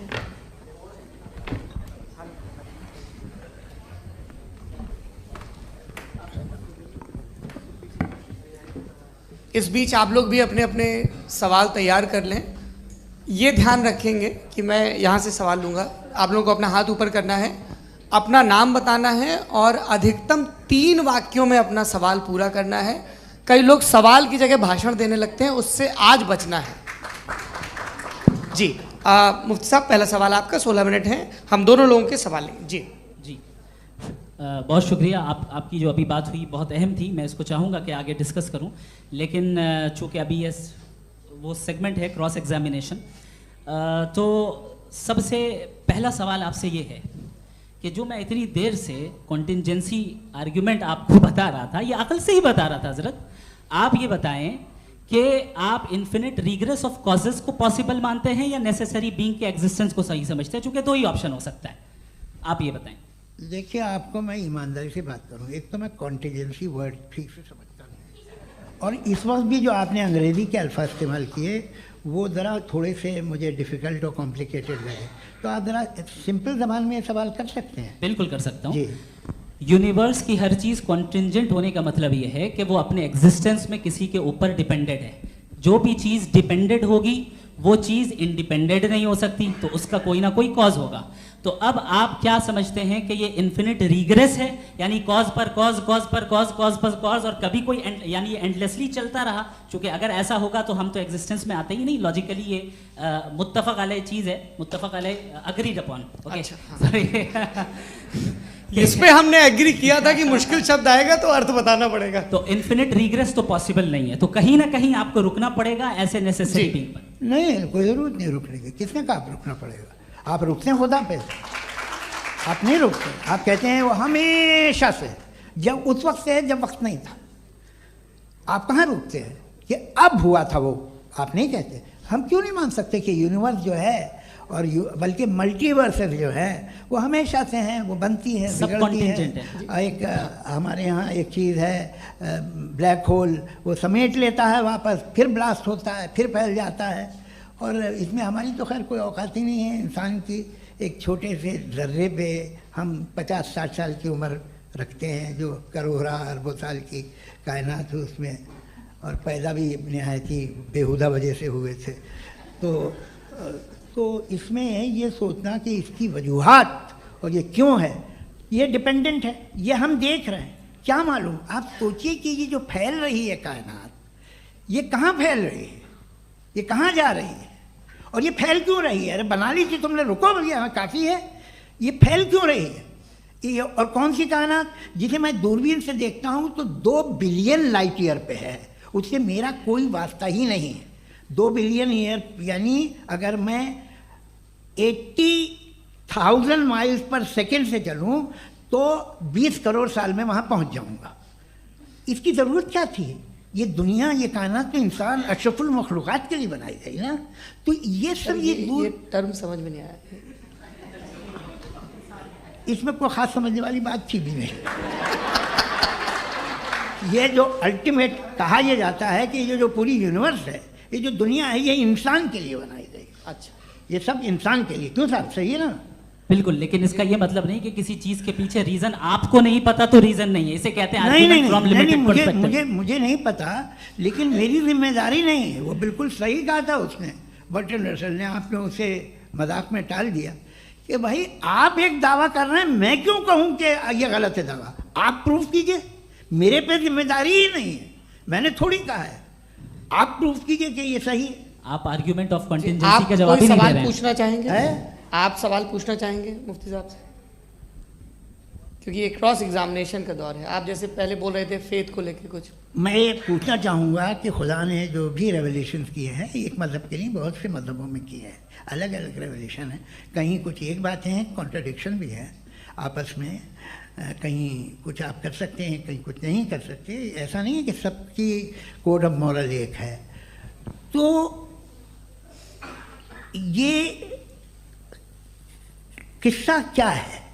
अब आप ये देखिए कि मुझे कभी कभी लगता है कि ये जो फुटबॉल फाइनल होता है, लाखों लोग होते हैं, फिर वो टीवी कवर कर करोड़ों लोग, अगर उसमें खुदा की एक बूमिंग आवाज़ आ जाती, मैं गॉड हूँ, तो सारे लोग अभी सुन लेते और टीवी पे भी सुन लेते, किस्सा खत्म होता।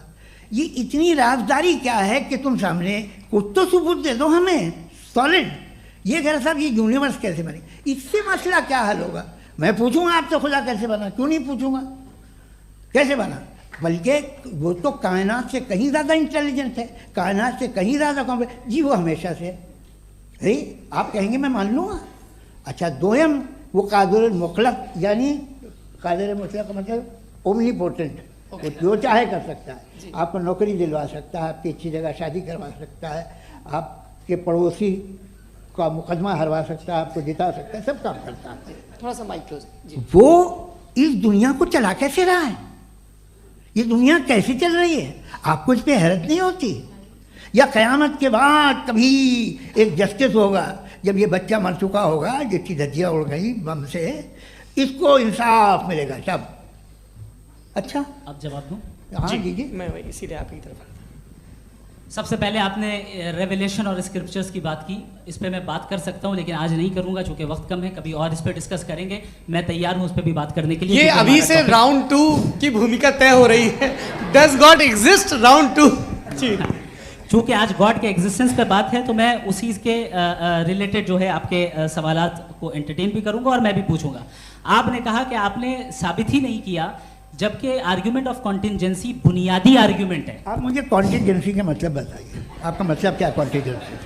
कॉन्टिजेंसी का मतलब ये हुआ कि हर वो वजूद जो किसी भी चीज़ का पाबंद है, हर वो वजूद या हर वो चीज़ जो अपने एग्जिस्टेंस में किसी भी चीज़ के पाबंद है और उससे बाउंड है, उसको उसकी ज़रूरत है, उस पर डिपेंड करती है, तो जाहिर सी बात है कि उसका कोई ना कोई कॉज होता है। ये तो अक्ल की बात है। ये आप रीजनिंग की बात करते हैं, मैं वही कर रहा हूँ। दूसरी चीज़, आपने ये बात कही कि इतने बिलियन लाइट ईयर्स दूर है, उसका मेरा क्या लेना देना। फिर मेरे ख्याल से आपको ये नहीं कहना चाहिए I think therefore I am an atheist. आपको सोचना चाहिए, सिर्फ आप एक लिमिटेड दायरे में रहकर नहीं सोचें बल्कि बाहर निकलकर सोचें। आपने तीसरा सवाल किया, आपने 2-3 सवाल एक साथ किए। ऐसी बातें ना कीजिए, कुछ लोगों को इतराज़ हो जाएगा आप पे कि आप कुछ भी सोचें। ये इजाज़त आपको है नहीं, मुझे है।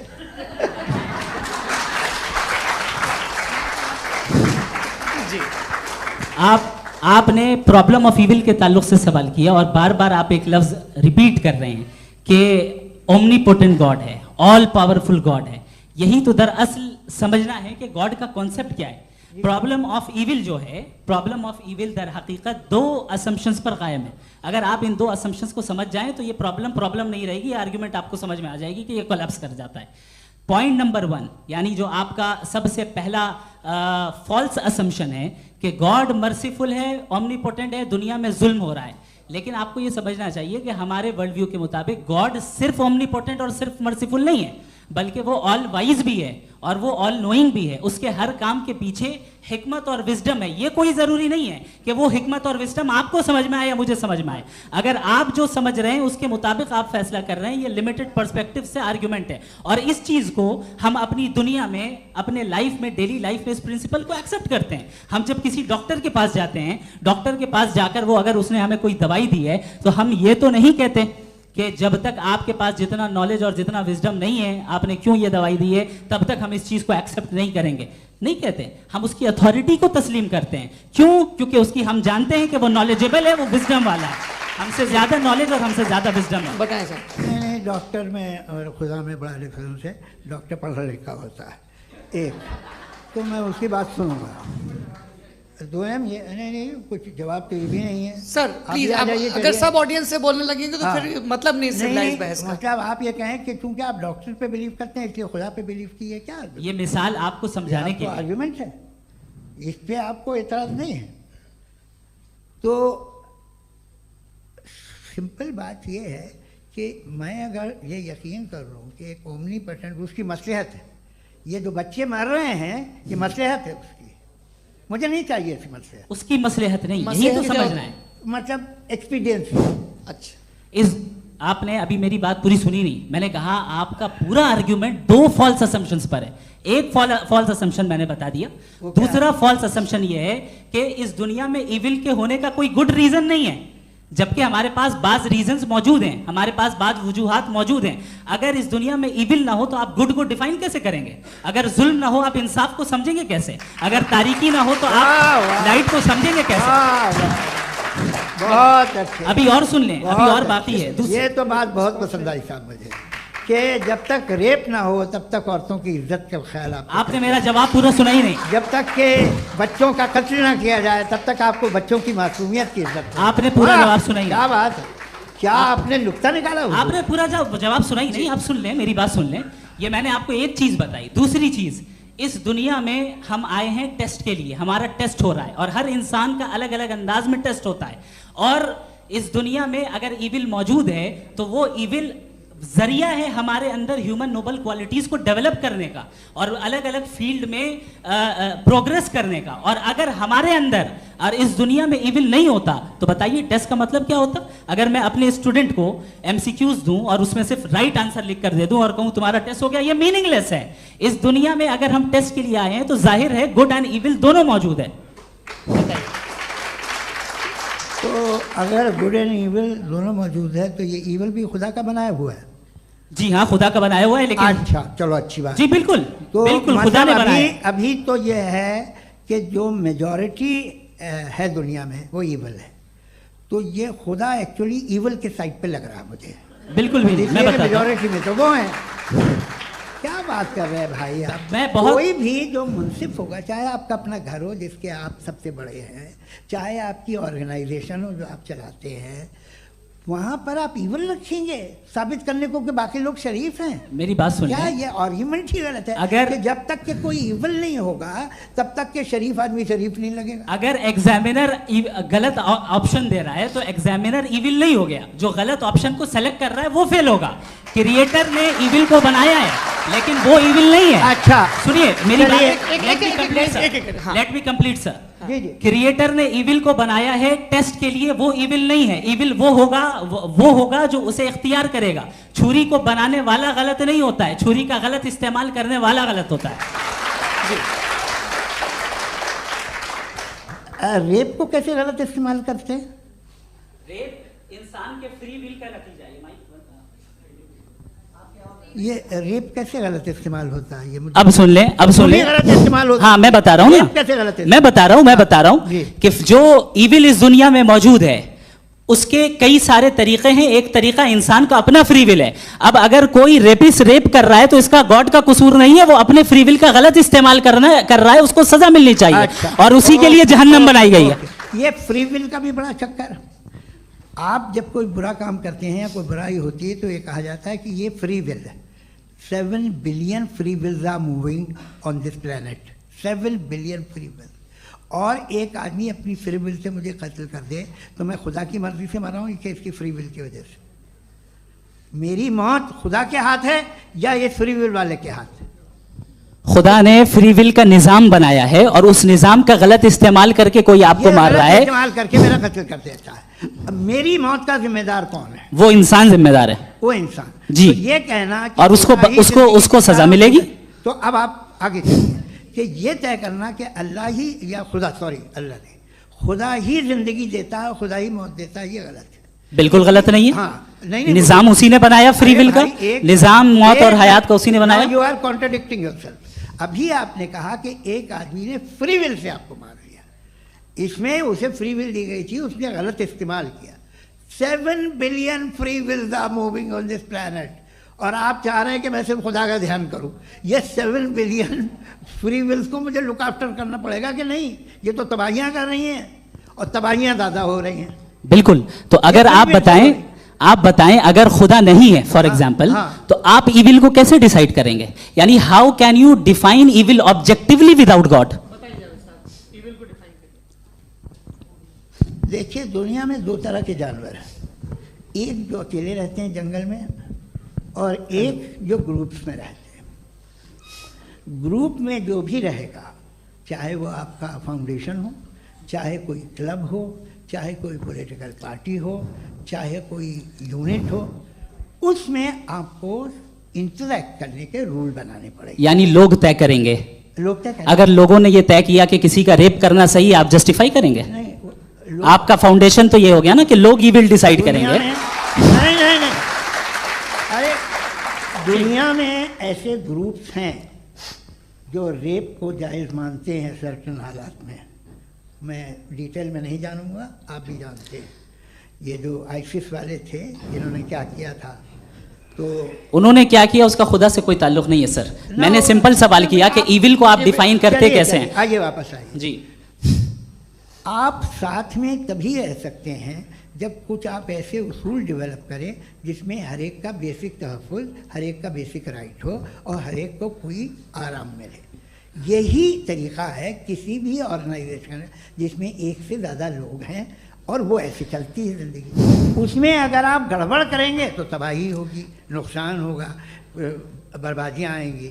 और अगर उसमें आप घर ले लीजिए ना, एक हस्बैंड है, एक वाइफ है, बच्चे हैं, वालदा भी हैं, 2 बहनें भी हैं, एक भाई भी है। अब इसमें कोई निज़ाम आपको चाहिए साथ में रहने का, और एक दूसरे पे भरोसा रहे, एक दूसरे के बहीख्वाह हों, एक दूसरे की मदद करें, ऐसी जिंदगी। सर आपकी बात आ गई। आप ये कह रहे हैं कि लोग डिसाइड करेंगे क्या सही है क्या गलत है, यही है? मेजॉरिटी डिसाइड करेगी क्या सही है क्या गलत है? अरे भाई बिल्कुल। मेजॉरिटी अगर ये कहे कि नाजी जर्मनी के साथ जिस तरह मेजॉरिटी थी कि जेनोसाइड करना सही, आप जस्टिफाई करेंगे? उस वक्त आपका ये सवाल सिर्फ उसके बाद क्लोजिंग। हाँ, उस वक्त प्लेनेट पे जो लोग थे, उनमें कितने लोग हिटलर को सही समझते? अच्छा, प्लेनेट की मेजॉरिटी तय करेगी, सोसाइटी की नहीं। प्लेनेट की मेजॉरिटी गॉड के एग्जिस्टेंस को सही मानती है, आप क्यों नहीं मानते? ये हेलो ये क्रॉस क्वेश्चन का राउंड यहाँ पर समाप्त होता है। और ये बड़ा अच्छा है कि इस तरह से फ्रेगमेंट कर दिया गया है ताकि जो मरकरी ऊपर जा रहा है नीचे जवाब दे दूं। जी। प्लेनेट की ज़्यादातर मेजॉरिटी कुछ दूसरे मजहबों के खुदा को मानती है। आप उन्हें क्यों नहीं? आप तो मेजॉरिटी की बात कर रहे हैं। अच्छा, ये क्लोजिंग आप ये कह रहे हैं इविल और गुड को डिसाइड मेजॉरिटी करेगी, मेजॉरिटी जो कर दे वो सही हो जाएगा। क्लोजिंग इसको जैसा आप ही लोगों ने तय किया है उसी फॉर्मेट को फॉलो कर लेते हैं। हाँ भाई, मैंने तो भले लोगों पे एतबार किया और तब मॉडरेशन तय किया। जी, आपके पास 5 मिनट का वक्त है, क्लोजिंग आर्ग्यूमेंट है, उसके बाद हम ऑडियंस से क्वेश्चन आंसर लेंगे जावेद साहब की क्लोजिंग आर्ग्यूमेंट के बाद। ओके, बहुत शुक्रिया जी। हमारा जो टॉपिक है डज गॉड एग्जिस्ट, मैं इस पे इतने एकेडमिक तैयारी करके आया था। मुझे था कि मैंने सोचा था कि कई सारे मैं आर्ग्यूमेंट्स दूंगा, लेकिन वक्त की भी किल्लत और जावेद साहब बार बार इधर उधर चले जा रहे थे तो उसको भी थोड़ा एंटरटेन करना पड़ गया। डज गॉड एग्जिस्ट पे मैं एक ही आर्ग्यूमेंट दे पाया। आर्ग्यूमेंट्स बहुत हैं और डेफिनेटिव आर्ग्यूमेंट्स हैं, और मेरे आर्ग्यूमेंट को किसी एक राउंड में भी इन्होंने एंटरटेन नहीं किया और रेफ्यूट नहीं किया। एक राउंड में भी नहीं, एक राउंड में भी नहीं। और ना ही अभी आपका क्लोजिंग आर्ग्यूमेंट आएगा, नहीं, वो बता देना। Argument of contingency sir. अरे मैं आपसे कई बार कह चुका हूं कंटिजेंसी का मतलब अब मैं कैसे समझाऊं आपको? आपस में हाँ, आप और कितने आसानी से समझाऊं मैं? मुझे तो नहीं समझ में आ रहा है। आप अपनी आर्ग्यूमेंट ऑफ कंटिजेंसी उर्दू में बोल सकते हैं। हाँ, आप अपनी बात पूरी कर लें जी, आखिरी 4 मिनट। दूसरी चीज, just a minute please ma'am, can I talk? दूसरी चीज ये है कि आपने एक तो इसका जवाब नहीं दिया, दूसरा आपने गॉड के ना होने पर कोई डेफिनेटिव आर्ग्यूमेंट नहीं दिया, सिर्फ मजहब पे बात कर रहे हैं आप। मजहब तो आज हमारा टॉपिक ही नहीं था। आज तो हमारा टॉपिक हो, आप मजहब से ले लेकर आईएस तक चले गए, भाई हमारा क्या ताल्लुक है उससे? We condemn them. और उसका गॉड से क्या ताल्लुक है? अगर कोई गलत काम कर रहा है, किसी ने किसी को कत्ल किया, किसी ने किसी का रेप किया, उसको सजा मिलनी चाहिए। और आपके पास कोई भी rational strong foundation of morality नहीं है। आपने कहा कि मेजॉरिटी तय करेगी सोसाइटी की, वो सही होगा। मैंने कहा हिटलर को, फिर आप सही कहेंगे नहीं नहीं नहीं नहीं, प्लैनेट की सोसाइटी की मेजॉरिटी तय करेगी। तो प्लैनेट की मेजॉरिटी गॉड के एग्जिस्टेंस को मानती है, आप कह रहे हैं ये रिलीजियस है। तो यानी आपके पास कोई स्ट्रॉन्ग फाउंडेशन नहीं है ऑब्जेक्टिव मोरालिटी का। ऑब्जेक्टिव मोरालिटी का अगर कोई फाउंडेशन है तो वो सिर्फ गॉड है, गॉड है, गॉड है। थैंक यू जी। ये मुफ्ती शमाइल नदवी साहब का क्लोजिंग आर्ग्यूमेंट था। अब हमारे पास जी ये बड़ा अच्छा है कि दोनों लोगों को मॉडरेटर से शिकायत भी और बोल रहे भाई हमारी शाबाशी भी तो करते चलो। अब मेरी बात जी, आपके पास जावेद अख्तर साहब 5 मिनट का वक्त है, ये आपका क्लोजिंग आर्ग्यूमेंट है, टाइम रीसेट कर दें जी। देखिए, बहुत सारी बातें हैं। गॉड का डेफिनेशन दुनिया के किसी भी रिलीजन में है कि वो ओमनीपोटेंट है, ओमनीप्रेजेंट है, he is just, he is kind, he loves you and so on. मैं जब दुनिया देखता हूँ तो मुझे कोई ऐसा सुप्रीम पावर यहाँ दिखाई नहीं देती है जो इंसान की बहबूदी के लिए कुछ कर रही हो, कमज़ोर को बचा रही हो, मदद कर रही हो, जालिम को पीछे हटा रही हो। मैं नहीं देखा, तारीख़ में नहीं। एक तो अगर है और ये देख रहा है तमाशा, तो उसका होना न होना बराबर है। दोम ये कि ये जो है, जब आप ये कहते हैं कि कायनात जिसकी कंटीजेंसी है, मैं देखिए वो लफ्ज़ इस्तेमाल किया मैं, तो ये कैसे हो सकती है भाई? और फ़ौरन आप सरेंडर कर देते हैं कि जाहिर है कि इसका बनाने वाला तो इससे 10,000 गुना ज़्यादा कॉम्प्लिकेटेड होगा। उस पर आपके होने पे कोई इतराज़ नहीं है। उसे वो टाइमलेस है, वो पहले से था, टाइम तो बहुत बाद में आया। ये सब आप मानने को तैयार है जिसका आपके पास कोई सबूत नहीं, आपके पास कोई रीज़न नहीं। आपकी तारीख क्या है मज़हबों की? बिलीफ की, जो खुदाओं का बिलीफ है, ये कॉन्स्टेंटली गलत साबित होता रहा है। मतलब आप कहें कि अरिस्टोटल के ज़माने में तो सब जाहिल थे, वो भी इतने ही यकीन से खुदा पे यकीन रखते थे, जो अब नहीं रहा, ये भी नहीं रहेगा। आप लिख लीजिए। और इसके आसार आपको दुनिया में दिखाई देना शुरू हो चुके हैं। ये बहस क्या आज से 100 साल पहले इस तरह हो सकती थी? यहाँ तक तो आपको हम ले आए हैं। तो सर अरे इनको मदद की ज़रूरत नहीं भाई, ये सेल्फ सफिशिएंट आदमी है, आप क्यों इनकी मदद कर रहे हैं?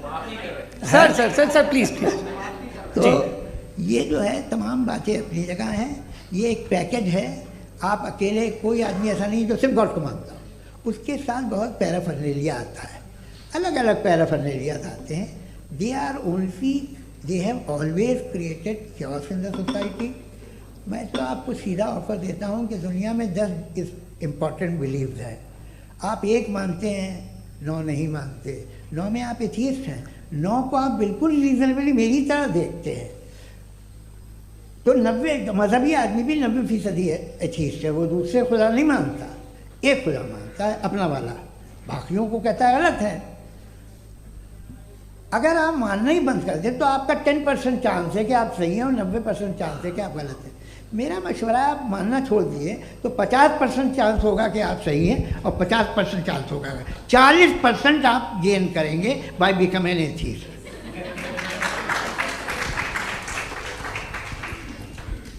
ये एक फरसूदा ख्याल है, ये ख़त्म हो रहा है। हो सकता है मेरी ज़िंदगी में ना हो, लेकिन ये हो जाएगा।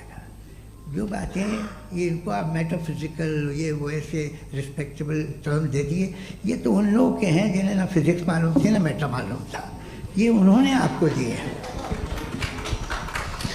जी बहुत शुक्रिया आप दोनों लोगों का। और अब इस बातचीत का आखिरी राउंड शुरू होगा, डज गॉड एग्जिस्ट की ये बहस मुफ्ती शमाइल नदवी और जावेद अख्तर साहब के बीच। आप लोग अपने अपने हाथ ऊपर करेंगे, मैं यहाँ से तय करूँगा। और माइक हमारे पास है क्या? एक ही माइक है ऑडियंस के लिए? 2 माइक है, एक इस तरफ एक इस तरफ, ठीक है।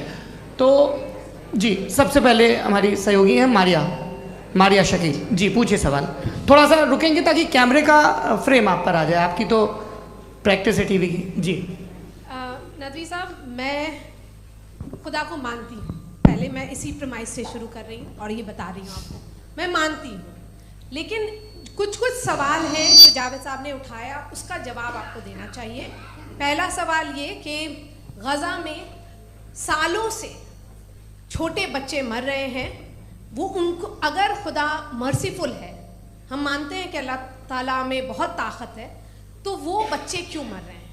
दूसरी बात ये कि अगर कंटिजेंसी की जो आप बात करते हैं, पूरे मुस्लिम ममालिक मिल करके भी उन गज़ा के बच्चों को क्यों नहीं बचा पा रहे हैं? क्योंकि अगर वो चाहते, क्योंकि अल्लाह ताला उन पर हुकूमत करते हैं, सब पर हुकूमत करते हैं, तो वो उनको क्यों नहीं बचा? जी, थैंक यू वेरी मच। बहुत अच्छा किया आपने इस चीज़ को जिक्र कर दिया, मैं इसको और अच्छे से एक्सप्लेन करने की कोशिश करता हूँ। देखें, जहाँ तक आपने कहा कि गज़ा के बच्चों को मारा जा रहा है, देखें दो वर्ल्ड व्यू है, एक एथीस्टिक वर्ल्ड व्यू, एक थीस्टिक वर्ल्ड व्यू है। बच्चे मर रहे हैं दोनों वर्ल्ड व्यू में, लेकिन हमारा वर्ल्ड व्यू कह रहा है कि रिकॉम्पेंस है, ये कह रहे हैं कि उनका मरना बेकार जाने वाला है, कोई उसका रिकॉम्पेंस नहीं है, चूँकि इनके यहाँ आखिरत और अल्लाह का कोई तसव्वुर या गॉड का कोई तसव्वुर नहीं है। आपने ये सवाल किया कि गॉड मर्सीफुल है, क्यों नहीं रोकता? ये मैंने बताया कि ये मिसकंसेप्शन है लोगों के दरमियान कि गॉड को सिर्फ मर्सीफुल और ओमनीपोटेंट समझते हैं। गॉड के सिर्फ यही दो एट्रीब्यूट्स नहीं हैं, गॉड के कई सारे एट्रीब्यूट्स हैं, उनमें से अल हकीम भी है, उनमें से ऑल वाइज भी है, ऑल नोइंग भी है। लिहाजा अगर इस दुनिया में किसी को तकलीफ आ रही है और गॉड उसको नहीं रोक रहा है, वो इसलिए नहीं रोक रहा है चूंकि इंसानों को फ्री विल दिया गया है। ठीक इसी तरीके से अगर एक डॉक्टर किसी छोटे बच्चे को इंजेक्शन लगा रहा है, उसे तकलीफ पहुंच रही है, उसके लिमिटेड पर्सपेक्टिव के एतबार से ये गलत हो रहा है और डॉक्टर बुरा है। लेकिन जब आप ब्रॉडर पिक्चर को देखेंगी, आपके और हमारे पास सिर्फ एक पिक्सल है, हमें इतना नजर आ रहा है कि गज़ा में कत्ल हो रहा है, लेकिन इसके पीछे कितना रिकॉम्पेंस उनको मिलने वाला है, पूरा पिक्चर गॉड के पास है। तो एक पिक्सल से आप पूरे पिक्चर को कभी भी जज नहीं कर सकती। आप इसमें कुछ जोड़ना चाहेंगे? आपको कुछ बोलना है इसमें? भैया आपने बहुत अच्छा जस्टिफिकेशन दिया। या आप वो जो वहाँ के प्राइम मिनिस्टर इजराइल के उन्हें भेजिए, वो बहुत खुश होंगे। आप जस्टिफिकेशन दे देना कि अगर गॉड नहीं है तो बच्चे क्यों मर रहे हैं, आप बताएं। वो ये सवाल पूछ रहे हैं कि अगर आप ईश्वर का अस्तित्व नहीं मानते हैं तो उन बच्चों की मौत को आप कैसे इंटरप्रेट करते हैं? भाई ये दुनिया जो है, जो ताकतवर लोग होते हैं वो एक नाइंसाफ़ी करते हैं। तो ये अच्छा काम है आपके नज़दीक, तो नेचर नाइंसाफ़ी पे मबनी है। अरे मेरे भाई, आप नेचर की कहाँ बात कर रहे हैं, तो इंसान की बात। तो फिर जब मैं इंसान की बात कर रहा था, आप नेचर की बात करने लग गए। क्रॉस एग्जामिनेशन नहीं। हाँ, अब आप मुझे बोलने नहीं देंगे तो अलग बात है, आप बोलिए, मुझे कोई जल्दी नहीं। जी नहीं, ये क्रॉस एग्जामिनेशन मुझे बोल तो लेने दीजिए। जी बोलिए। क्या बात ये है कि ह्यूमन सोसाइटी तभी साथ में रह सकती है जब वो मोहब्बत से, एकता से, एक दूसरे के एहतराम करके रहे। इसके अलावा पॉसिबल नहीं है, अकेले तो इंसान रह नहीं सकता। वहाँ पर कुछ लोग हैं जो फाउल करते हैं, वो फाउल हम हमेशा से तारीख में होता आया है। आज ये हो रहा है, जो हो रहा है बहुत बुरा हो रहा है, बहुत जालिमाना है, बहुत जाबराना है। उसको आप कहें कि ये बच्चों को कॉम्पनसेशन मिल जाएगा या इसकी इंजेक्शन है, इंजेक्शन तो हेल्थ के लिए दिया जाता है। आप ये कह रहे हैं कि ये बच्चों की जो धज्जियां उड़ रही हैं ये इंजेक्शन है, ये टेस्ट है, ये टेस्ट है और उस टेस्ट में उनको ऐसा रिकॉम्पेंस मिलेगा जो आपके तसव्वुर के बाहर है। ये आप 3 बरस के बच्चे को बारूद से उड़ा के टेस्ट ले रहे हैं। वाह, वो नहीं ले रहा है, खुदा नहीं उड़ा रहा है, इजराइल उड़ा रहा है। जी, ये तो उसको कंडेम करें। अगला सवाल लेते हैं प्रोफेसर पुरुषोत्तम अग्रवाल। मुफ्ती साहब, एक निवेदन आपसे है कि कम से कम थोड़ा सा माइक क्लोज, एक रिलीजियस और फिलॉसफिकल कर मैं प्लीज। एक रिलीजियस और फिलोसॉफिकल ट्रेडिशन है जो ब्रह्मांड को यानी यूनिवर्स को ही अंतिम मानती है। सर्वम खलु इदम ब्रह्मम, this is Chandogya Upanishad and it completely rules out the existence or necessity, आपके शब्दों में necessity of a creator. The creation itself is the creator. तो एक मिनट प्लीज। दूसरा जो सवाल आपने अभी, जो आप बार बार कह रहे हैं कि भगवान विद्वान भी है, वाइज, सब जानने वाला, तो अगर विजडम में दुनिया भर के पापों और अत्याचारों को बर्दाश्त करना शामिल है, तो फिर इसका मतलब ये हुआ कि अगर मैं फ्री विल से उसको अपोज करता हूं तो ईश्वर की विजडम और मेरी फ्री विल में कॉन्ट्राडिक्शन है। Because when I am opposing whatever is happening in Gaza, then I am opposing the God's will. और गॉड्स विजडम जवाब लेते हैं क्योंकि तो गॉड की विजडम में, एक मिनट सौरभ प्लीज सर। ये एक जुमला, गॉड की विजडम है कि गाजा में जो कुछ हो रहा है वो हो रहा है, मैं उसका अपोज कर रहा हूं, तो मैं गॉड की विजडम के खिलाफ जा रहा हूं। एक सवाल। दूसरा ये नहीं आपने दो ऑलरेडी। सर आप और सवाल कर लें, लेकिन मुझे दो जवाब दे सर, रहे। सर, पहले आपने ये कहा, सुनिए मेरी बात सुनिए। भाई इजराइल के गॉड के मुताबिक तुम्हारा ठीक हो रहा है ना? नहीं हो रहा है, ठीक नहीं हो रहा है, मैं बता रहा हूँ क्या हो रहा है। आप तशरीफ रखिए, मैं बता रहा हूँ क्या हो रहा है। Let me complete please. एक सेकंड गाइस, एक सेकंड। ये देखिए ऐसा है कि ये सब बड़ा आपस में विचार विमर्श के बाद ये तय हुआ था कि कुछ नियम बना लिए जाएं ताकि एक टाइम बाउंड बातचीत चले। और भाई साहब आप बड़ा ज़रूरी काम कर रहे हैं, लेकिन कैमरे के फ्रेम में आके उस काम को गड़बड़ कर दे रहे हैं। ठीक है गुरु, अब मेरे को कहीं का गुस्सा कहीं निकालना था, सॉरी। नहीं कोई गुस्सा नहीं है जी। तो प्रोफेसर ने सवाल पूछे, आप उनके जवाब दें, और थोड़ा ये सब लोग थोड़ा ख्याल रखें भाई, सवाल संक्षिप्त रखें जी। आपने दो सवाल किए। सबसे पहला ये कहा कि हमारे पास ये कॉन्सेप्ट है कि ये यूनिवर्स खुद नेसेसरी बीइंग है, creation itself is the creator. How irrational is this कि मैं एग्जिस्ट करूंगा बाद में, लेकिन अभी एग्जिस्ट कर भी रहा हूं, यानी एक ही टाइम में एग्जिस्ट भी कर रहे हैं, नहीं भी कर रहे हैं। This is not true. दूसरी चीज आपने कहा कि अगर इजराइल में, सॉरी माफ कीजिएगा, Israel doesn't exist, occupied Palestine में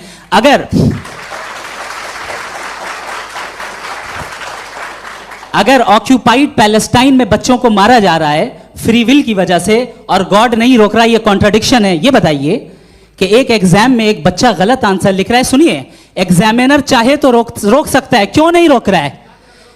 ये कॉन्ट्रडिक्शन है, ये कॉन्ट्रडिक्शन नहीं है। माइक नहीं सर, ये आपस में ये क्या आपका सवाल? माइक दीजिए। फ्री विल दिया गया है टेस्ट के लिए, अकाउंटेबिलिटी के लिए। अगर फ्री विल नहीं होता तो आप कहते हैं हमें रोबोट बना दिया गया। नॉट मिसरिप्रेजेंट माय पोजीशन, आपकी जो भी पोजीशन, मैं अपनी फ्री विल के नाते, अपने ह्यूमन विजडम के नाते गाजा में हो रही अत्याचार का विरोध करता हूं। बिल्कुल करना चाहिए। आपके हिसाब से मैं गॉड की विजडम का विरोध कर रहा हूं? बिल्कुल नहीं, जो हो रहा है गॉड, बिल्कुल भी नहीं, बिल्कुल भी नहीं। उसका वहां पर गाजा में कत्ल होना ये इंसानों के गलत इस्तेमाल का नतीजा है, फ्री विल के इस्तेमाल का नतीजा है। गॉड इसका हुक्म नहीं देता, उससे रोकता है। यही तो मसला है ना, आपके लिए कॉन्सेप्ट क्लियर है? नहीं भाई, आपने तो बताया था इंजेक्शन लगाने से बच्चे को तकलीफ होती है, ये इंजेक्शन लगा। सर आप ऐसे रेटोरिक स्टेटमेंट दें तब तो कोई मसला नहीं समझते रहेंगे। This is a rhetoric statement, this is not a logical argument sir. I am sorry.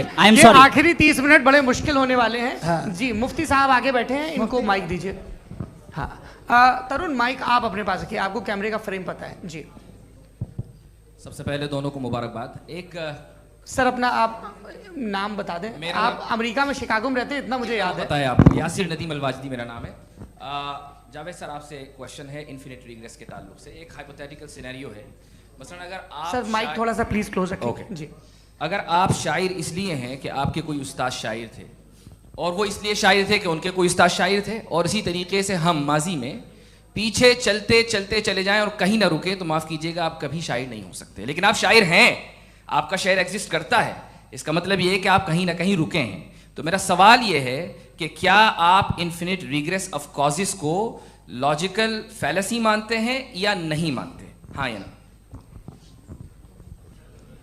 मैं इन्हें लॉजिकल फैलेसी नहीं मानता हूँ, लेकिन मेरा प्रॉब्लम यह है कि जब मैं नहीं मानता हूँ तो I will continue with this logic जो फैलेसी नहीं हो। आप एक जगह रुक जाते हैं जाके, आप कहते हैं ये गेंद कैसे बनी, ये जजीरा कैसे बना, ये समंदर कैसे बना, ये ज़मीन कैसे बनी, और अचानक गॉड पे जाके आपको ब्रेक लग जाता है। एक बार आप सवाल नहीं करते कि भाई इनको बनाने वाला तो इनसे भी कॉम्प्लिकेटेड होगा, वो कैसे बना, उसके बारे में आपने इत्मीनान कर लिया, वो हमेशा से है। तो अगर आप उसे हमेशा से मानते हैं तो फिर ये मान लीजिए कि कायनात हमेशा से है, क्या तकलीफ है? हम वजूद में नहीं आते जी हैं?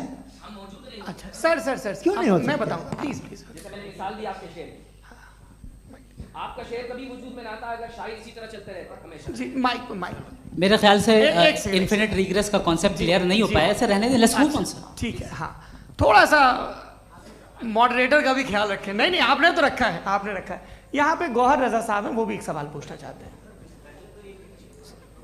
माइक नीचे से ऑन कर दिए नीचे। पहले तो ये कह दूं कि मैं उन बच्चों से शर्मिंदा हूं जिनको गज़ा में कत्ल किया गया, क्योंकि हमारे होते हुए कत्ल किया गया, लेकिन उससे ज़्यादा शर्मिंदगी इस बात से हुई कि मुझे लगा कि मुफ्ती साहब उसको जस्टिफाई कर रहे हैं। बिल्कुल भी नहीं, आप बहुत ही गलत, मुझे लगा मैं गलत हो सकता हूँ। बिल्कुल गलत। मैं सवाल पूछ रहा हूँ, सवाल मैं देखिए, सवाल अगर पूछ रहा हूँ। एक मैं जावेद भाई से डिसएग्री करता हूँ। एक सेकंड देखिए, अगर देखिए ऐसा, एक सेकंड आप सर, वेट, अरे आप कुछ मेरे पहले मुझे अपनी बात कह लेने दीजिए। अगर ऑडियंस तय करेगी तो फिर मॉडरेटर का मतलब नहीं। मेरा आप सबसे ये कहना है, ये बहस दो लोगों के बीच में है, एक तरफ मुफ्ती साहब, एक तरफ जावेद साहब। पिछले 1.5 घंटे से ये लोग अपने अपने तर्क रख रहे हैं। आपकी इनसे इत्तेफाकी हो सकती है, ना इत्तेफाकी हो सकती है। मेरे उस्ताद मुझे सिखा गए हैं कि मुखामुखम में असहमति की गुंजाइश बची रहनी चाहिए। अगर मैं आपकी बहुत इज्जत करता हूँ गौहर साहब, आपने जो कमाल की किताबें लिखी, साइंटिफिक टेम्परामेंट, लेकिन मेरी ये गुजारिश है आप सब से कि यदि आप इन लोगों ने जो बोला उन पर टिप्पणियां करेंगे तो ना वक्त की पाबंदी रहेगी, ना वो अनुशासन। आप सवाल पूछ लें, उस सवाल में जो बात आ जाए वो आ जाए।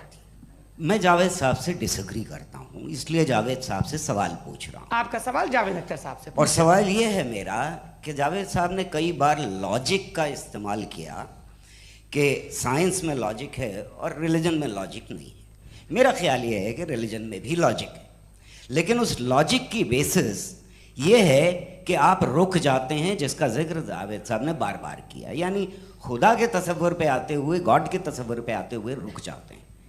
और इसमें सवाल पूछना मतलब फॉरबिडन होता है। सवाल ये है कि क्या जावेद साहब इससे एग्री करते हैं कि साइंस की लॉजिक अलग है और रिलीजन की लॉजिक अलग है? बताइए सर। देखिए, 3 चीज़ें हैं, साइंस है, एक है मंतिक है, इस्तिदलाल है, और एक जो है कुछ भी नहीं है, फेथ है, अकीदा है। मैं अकीदे की लॉजिक का कायल नहीं हूँ। मुझे आप इस्तिदलाल से, लॉजिक से, रीज़न से समझाइए, मैं मानने को तैयार हूँ, मेरा क्या नुकसान होगा। लेकिन ये कि अकीदे पे मैं नहीं जा सकता हूँ। अकीदे का मतलब है कि तुम ये मान लो, सवाल ना करो, ये नहीं। आप सारी बातें करके, बड़ी साइंटिफिक बातें करके एक जगह जाके खुदा के वजूद पे रुक जाते हैं, सरेंडर कर देते हैं। मैं सरेंडर करने को तैयार नहीं। That's all. जी, ये आगे सर बैठे हुए हैं, इनको माइक दीजिए। भाई वो आप पूछना चाह रहे थे ना भाई? हाँ, नहीं, मैं ये थैंक यू जी। आपका नाम? आसिम इफ्तिखार। आसिम जी, पूछिए। सर, जावेद सर से सवाल है कि आपने अपने क्लोजिंग माइक थोड़ा करीब है। अपने क्लोजिंग स्टेटमेंट में ये बात कही थी कि मज़हब का जो फ्यूचर है वो ज़्यादा दिन नहीं जाने वाला है, लेकिन मैं देख पा रहा हूँ कि जो ऑक्सफोर्ड यूनिवर्सिटी की एक स्टडी है 2011 में हुई है, जिसके 50 एकेडमिशियंस ने इसको अंजाम दिया था, उसमें वो ये कहते हैं कि जो फेथ इन गॉड है वो इनबिल्ट है ह्यूमन नेचर के अंदर, जिसको हम कहते हैं फितरत के अंदर शामिल है वो। और वो ये कहते हैं कि अगर कोई ये समझता है कि मज़हब को वो ख़त्म कर देगा तो ये उसकी गलत फहमी है। तो आप इसके बारे में, इस स्टडीज़ के बारे में क्या कहते हैं? ठीक है, मैं उनसे एग्री नहीं करता हूँ। वो कौन से प्रोफेसर होंगे? ऐसा उनके क्या पास डेटा है, इन्होंने डेटा के बेसिस होगा। डेटा क्या हो सकता है? फ्यूचर का डेटा तो नहीं हो सकता ना उनके पास, प्रेजेंट का डेटा हो सकता है।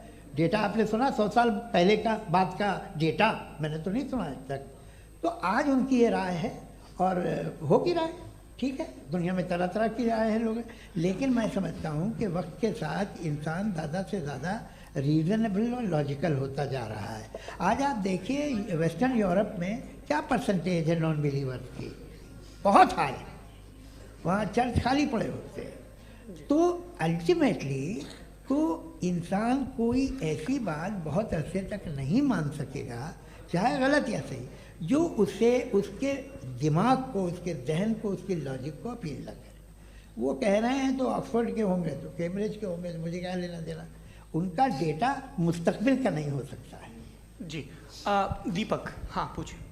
मैं आऊँगा अभी, पीछे की साइड भी आऊँगा, माइक वहीं भेजूंगा 2-3 सवाल के लिए। जी जावेद साहब, आपसे सवाल है। नमस्ते अरे भाई सर, अगर आप ही लोग तय करना है तो फिर 200 लोग तय कर लें। नहीं sir, please don't do this sir. Everybody has a right sir, but we can only take selected questions. No sir अरे ये भाई, यंग लोग आराम भी से। हैं तो इनकी ये अब बात उतने यंग, सुनिए। भाई आप यंग हैं कि नहीं हैं? एक मिनट, वो कह रहे हैं वो भी आइए, यंग हैं पूछ रहे हैं ना साहब, भाई। आप उनकी नौजवानी पर दावा उनको ही करने थे। हाँ मुफ्ती साहब आप यंग, हाँ पूछे। अरे भैया सर मेरा सवाल ये है, कुछ इनसे भी तो पूछो। जी नहीं बस आपसे एक सवाल है, जैसे थीस्टों के पास अपने जो ईश्वर को मानते हैं उनके पास अपने सोशल गेट टुगेदर्स हैं, 5 रोज़ आज क्रिसमस आने वाला है, होली है, दिवाली है, ईद है। एथिस्ट क्या ऑफर कर रहे हैं? मतलब मैं इनकी दुकान से बोलूं मैं आना चाहता हूं उस तरफ, पर मैं अट्रैक्ट नहीं हो पा रहा हूं। मैं सोशल गेट टुगेदर्स क्या है आपके पास? वो ये कह रहे हैं कि जो धार्मिक लोग हैं, अलग अलग धर्म के लोग, उनके उत्सव त्योहार कॉन्ग्रेगेशन बहुत हैं। अब आपको मैं एक सुनाता हूँ, यहाँ हिस्टोरियन भी बैठे हैं। मृदुला जी आप बताइएगा सही है कि नहीं। ये एक कॉन्स्टेंटाइन एक ग्रीक रोमन बादशाह था जो क्रिश्चियनिटी आने के 400 साल बाद उसने डिसाइड किया कि मैं क्रिश्चियन हो जाऊंगा, मेरी पूरी स्टेट कैंसिल हो जाएगी। उस ज़माने में ऐसे ही होता था, राजा जो धर्म इख्तियार करता था वो जनता भी कर लेती थी, इसलिए कि वो हो गया था बैंकरप्ट। और उसे जो मेडिटेरियन कोस्ट के रिच क्रिश्चियन वो थे मर्चेंट, उससे पैसा चाहिए था। तो उसने कहा यार क्रिश्चियन हो जाओ। तो उसने अपने वजीर से कहा कि भाई ये हिस्ट्री है कि अब हम लोग क्रिश्चियन हो जाते हैं। पहले सर हो जाएंगे, कोई प्रॉब्लम नहीं है, लेकिन एक प्रॉब्लम ये है कि 17 दिसंबर से 25 दिसंबर तक जो पेगन फेस्टिवल होता, जो पेगन्स थे वो लोग, जो फेस्टिवल होता है वो बंद हो जाएगा, इसलिए कि हम क्रिश्चियन हो गए तो होगा नहीं। तो वो बच्चों को बहुत बुरा लगेगा, पब्लिक को बहुत इन्जॉय करते हैं, खासतौर से 25 को मेन डे। उसने कहा हाँ ये तो सही कह रहे हो, ये जीसस क्राइस्ट की पैदाइश कब थी? कहते साहब वो अप्रैल में थी। नहीं कट करो, वो 25 दिसंबर को है। ये हकीकत है जी। और 400 साल बाद क्रिश्चियनिटी के अप्रैल से दिसंबर ले आए, और इसलिए कि यहाँ पेगन फेस्टिवल होता था। अब मनाते हैं आप आराम से। ये जो सारे फेस्टिवल हैं ये रिलीजन से, हर एक को एक इंटरटेनमेंट डिपार्टमेंट चाहिए होता है अपनी कंपनी चलाने के लिए। तो ये रिलीजन ने, ये सेकुलर त्यौहार थे जिन्हें रिलीजन्स ने ले लिया है। ये मौसम के थे, फसलों के थे, किसानों के थे, उसको आपने लेके रिलीजियस रंग दे दिया। ये कोई रिलीजन से थोड़ी आए आप। अच्छा हमें देखिए, हम तो मुल्द हैं, हम ईद मनाते हैं, हम दिवाली मनाते हैं, हम होली मनाते हैं, हम क्रिसमस मनाते हैं।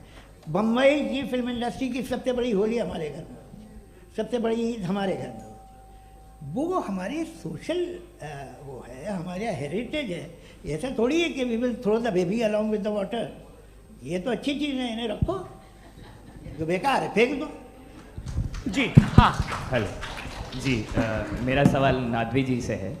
जैसा कि आपने बोला कि गॉड टाइम के भी परे हैं और गॉड इतनी कॉम्प्लेक्स चीज़ है कि उसे ह्यूमन माइंड समझ नहीं सकता, और गॉड ने अर्थ पे फ्री विल भी दे दी है, तो आप अपना वक्त ज़ाया क्यों कर रहे हैं गॉड के बारे में बात करके? अपन को तो बात करनी चाहिए कि सोसाइटी को बेहतर कैसे करें। जी मैं गॉड वही बताता है सोसाइटी को कैसे बेहतर करे। अभी मैं आपका जवाब देता हूँ। आपने कहा कि टाइम पे वो एग्जिस्ट नहीं करता, सो मेरा सवाल ये है कि जैसा आपने बोला कि गॉड बहुत ही कॉम्प्लेक्स चीज़ है, मैंने कहा ही नहीं कि कॉम्प्लेक्स है, तो आपके अल्फाज हैं। कॉम्प्लेक्स का लफ्ज गॉड के लिए सुइटेबल नहीं है। क्यों? क्योंकि कॉम्प्लेक्स वो चीजें होती हैं जो ऑब्जेक्ट हो। God is not an object जिसको आप इंस्ट्रूमेंट के जरिए लेबोरेटरी में जाके टेस्ट करें, oh it's very complex. No, वो कोई कार का इंजन नहीं है। मेरा वो फिलोसॉफिकली नेसेसरी बीइंग ऐसी बीइंग है जो सिंपल बीइंग है। हाँ, आप उसको मुकम्मल तौर पे उसकी तमाम हिकमतों को जान ले और हर चीज को जान ले, ये पॉसिबल नहीं है, क्योंकि वो ऑल वाइज है, आप ऑल वाइज नहीं है, और वो खुदा है, वो आपको सारी चीजें बता दे, ये जरूरी नहीं है। मेरा सवाल ये नहीं था, मेरा सवाल ये था कि जब गॉड इतना परे है इस दुनिया से कि उसने अर्थ पे फ्री विल भी दी है, हम सब ह्यूमंस की फ्री विल है, और जो सोसाइटी में हो रहा है वो अपन लोग डिसाइड करेंगे, तो अपन लोग डिसाइड नहीं करेंगे ना, अपन लोग डिसाइड नहीं करेंगे। गॉड जो है, गॉड ने वो उसकी जात, उसकी एग्जिस्टेंस टाइम एंड स्पेस से परे है, लेकिन वो हमारा टेस्ट ले रहा है और उसी गॉड ने हमें बताया कि तुम्हें क्या करना है क्या नहीं करना है, तो जाहिर उस गॉड की बात सुनेंगे ना। जी, वो पीछे एक चश्मा लगाए जो मैम खड़ी हैं, उनको दीजिए। हाँ आप जी जी बिल्कुल आएंगे। देखिए मैं कोशिश कर रहा हूँ सब तरफ जाने की। हाँ उनको दीजिए माइक। जी हेलो सर, मैं ओमनी प्रेजेंट नहीं हूँ, टाइम पाबंद हूँ और जहां तक कोशिश कर सकता हूँ करूंगा। जी, अपना नाम बताइए। मेरा नाम उर्सुला है, मैं दिल्ली यूनिवर्सिटी की एक स्टूडेंट हूँ और मैं स्टूडेंट फेडरेशन ऑफ इंडिया से हूँ। मेरा सवाल मुफ्ती जी से है कि इस हॉल के इस कमरे में बैठ के हम लोग रेप की मोरालिटी के बारे में फिलोसफिकली बात तो कर सकते हैं, बट असलियत ये है कि रोज़मर्रा की ज़िंदगी में औरतें रेप के थ्रू गुजरती हैं और हम लोग सिर्फ नंबर्स पे इस तरह नहीं देख सकते, क्योंकि कितनी औरतें हैं इन कंट्रीज़ में जहाँ पे आप बता रहे हैं कि केसेस कम हैं, जिनका एक्सेस है कि वो जाके केस फाइल कर सकें। कितनी औरतें हैं जो जिनको काम करने की आज़ादी है उन कंट्रीज़ में। यूरोप में ये आज़ादी आ गई, यूरोप में ये रूल्स आ गए, तो हम आज उसके बारे में बात कर पा रहे हैं। जी, जवाब। आपने ये कहा कि कमरे में बंद होकर हम लोग इस पर फिलोसफिकली बात कर सकते हैं, लेकिन हकीकत में क्या हो रहा है, वो ग्राउंड लेवल पे क्या हो रहा है, जो बहुत गलत हो रहा है और वो सफ़र कर रही हैं। आई एग्री, बहुत गलत हो रहा है और जो गलत हो रहा है उसको हमें रोकना है। और क्यों रोकना है, वो गलत क्यों है, हमारे पास इसका ऑब्जेक्टिव फाउंडेशन है, इनके पास उसका ऑब्जेक्टिव फाउंडेशन नहीं है। मैं ये कहना चाह रहा हूँ कि जहाँ पे भी जुल्म हो रहा है, जहाँ पे भी औरत पे जुल्म हो रहा है या उसकी इज्जत लूटी जा रही है या उसे तकलीफ पहुँचाई जा रही है, और सिर्फ औरत नहीं, किसी इंसान के ऊपर भी जुल्म हो रहा है, तो उसके खिलाफ खड़ा होना, ये मॉरलिटी हमारे पास गॉड के पास से आई है। वरना जावेद साहब तो कह रहे हैं कि जो है मेजॉरिटी डिसाइड करेगी, तो मेजॉरिटी तो कभी भी बदल सकती है। क्या आप हाँ। ये थोड़ी सी आपको गलतफहमी है। मैं अगर मेरे जुमले से ये मदना निकला या मैंने कहा तो ये जुमला मैं वापस लेता हूँ, ये मेरा मतलब ही नहीं था कि मेजॉरिटी डिसाइड करें। मेजॉरिटी डिसाइड करें तो दुनिया में बड़ी, वैसे आपने कहा था ये जुमला, अच्छा हो मैं मान रहा हूँ, बाद में रिकैप कर लेंगे। अरे एक सेकंड मैं अपनी एक्सप्लेनेशन देता हूँ। मुनासिब बात यह है कि हम सब के सब दिल में जानते हैं कि क्या अच्छा है क्या बुरा है, हमें पता है अच्छी तरह से। जो लोग बुरे काम करते हैं उन्हें भी मालूम अच्छा क्या है।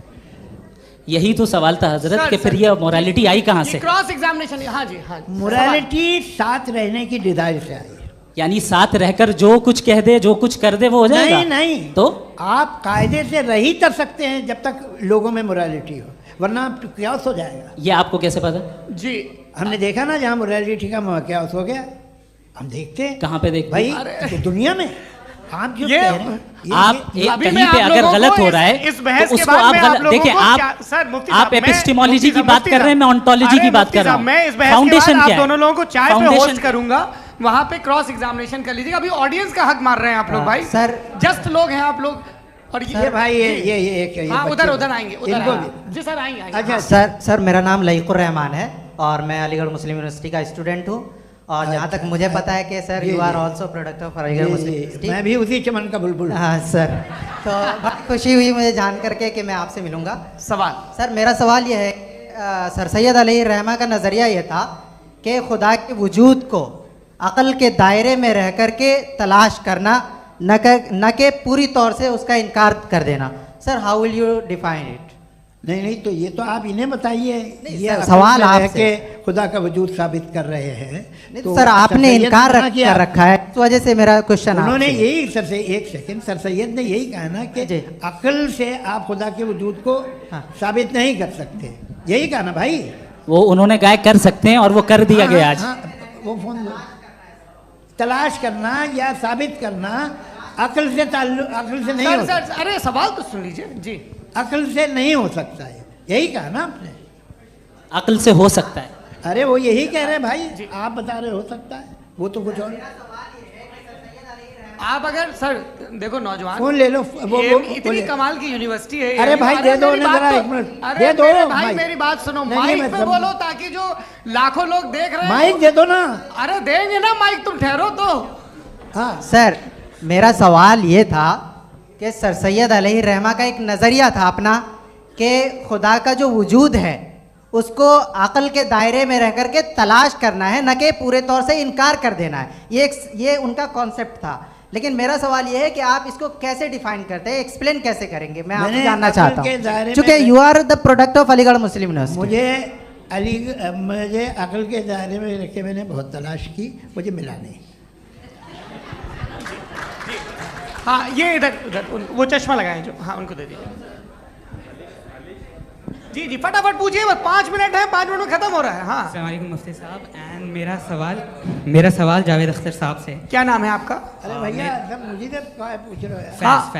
फैज पूछिए फैज साहब। तो मेरा सवाल ये है कि अभी जो एथियस्ट है वो problem of evil argument use कर रहे हैं अगेंस्ट मुस्लिम्स, राइट? कि इस दुनिया में इतना सारा इविल है और अगेंस्ट मुस्लिम तो यहाँ अगेंस्ट थियस्ट। हाँ थोड़ा सा करेक्ट कर लीजिए भाई, पूरी मशक्कत ही इसी बात की थी कि किसी एक मजहब पे बात न टिके। जी, तो बेसिकली ये आर्ग्यूमेंट ऐसा है कि इस दुनिया में इतना ज़्यादा ईवल एग्जिस्ट करता है और अगर एक ऑल गुड गॉड है तो वो रोकता क्यों नहीं है?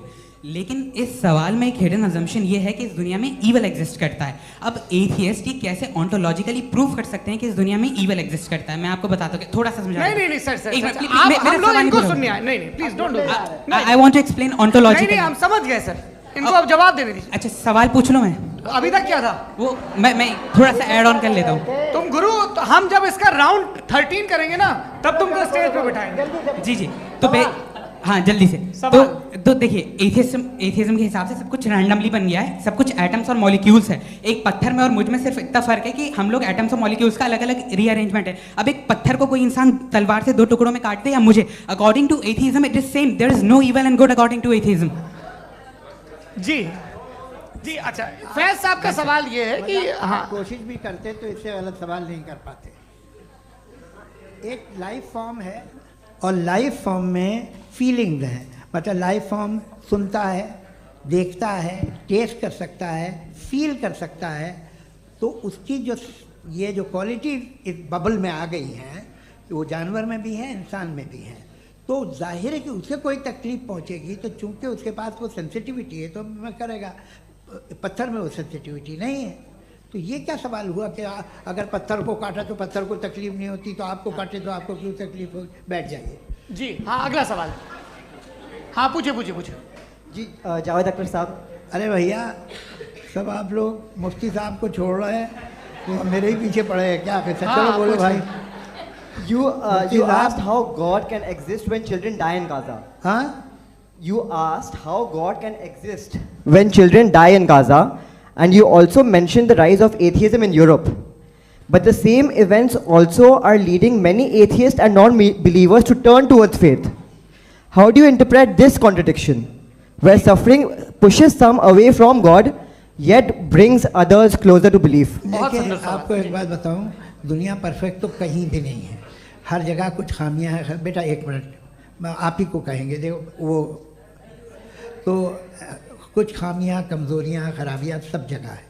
लेकिन अगर देखोगे ईमानदारी से कि दुनिया सबसे ज़्यादा महज़ब कहाँ है, एक आम शहरी को कहाँ हुकूक हासिल हैं, वो बोल सकता है, अपनी मर्ज़ी से काम कर सकता है, अपनी मर्ज़ी से राय दे सकता है, हुकूमत के ख़िलाफ़ बोल सकता है, बरसरे इक़्तिदार लोगों के बारे में बोल सकता है, सरमायादारों के ख़िलाफ़ बोल सकता है। तो आपको ये स्कैंडिनेवियन कंट्रीज़ में मिलेगा, वेस्टर्न यूरोप में मिलेगा। मैं नहीं कह रहा वो परफेक्ट है, बिल्कुल नहीं, वहाँ बहुत ख़राबियाँ भी हैं, परफेक्ट तो कोई।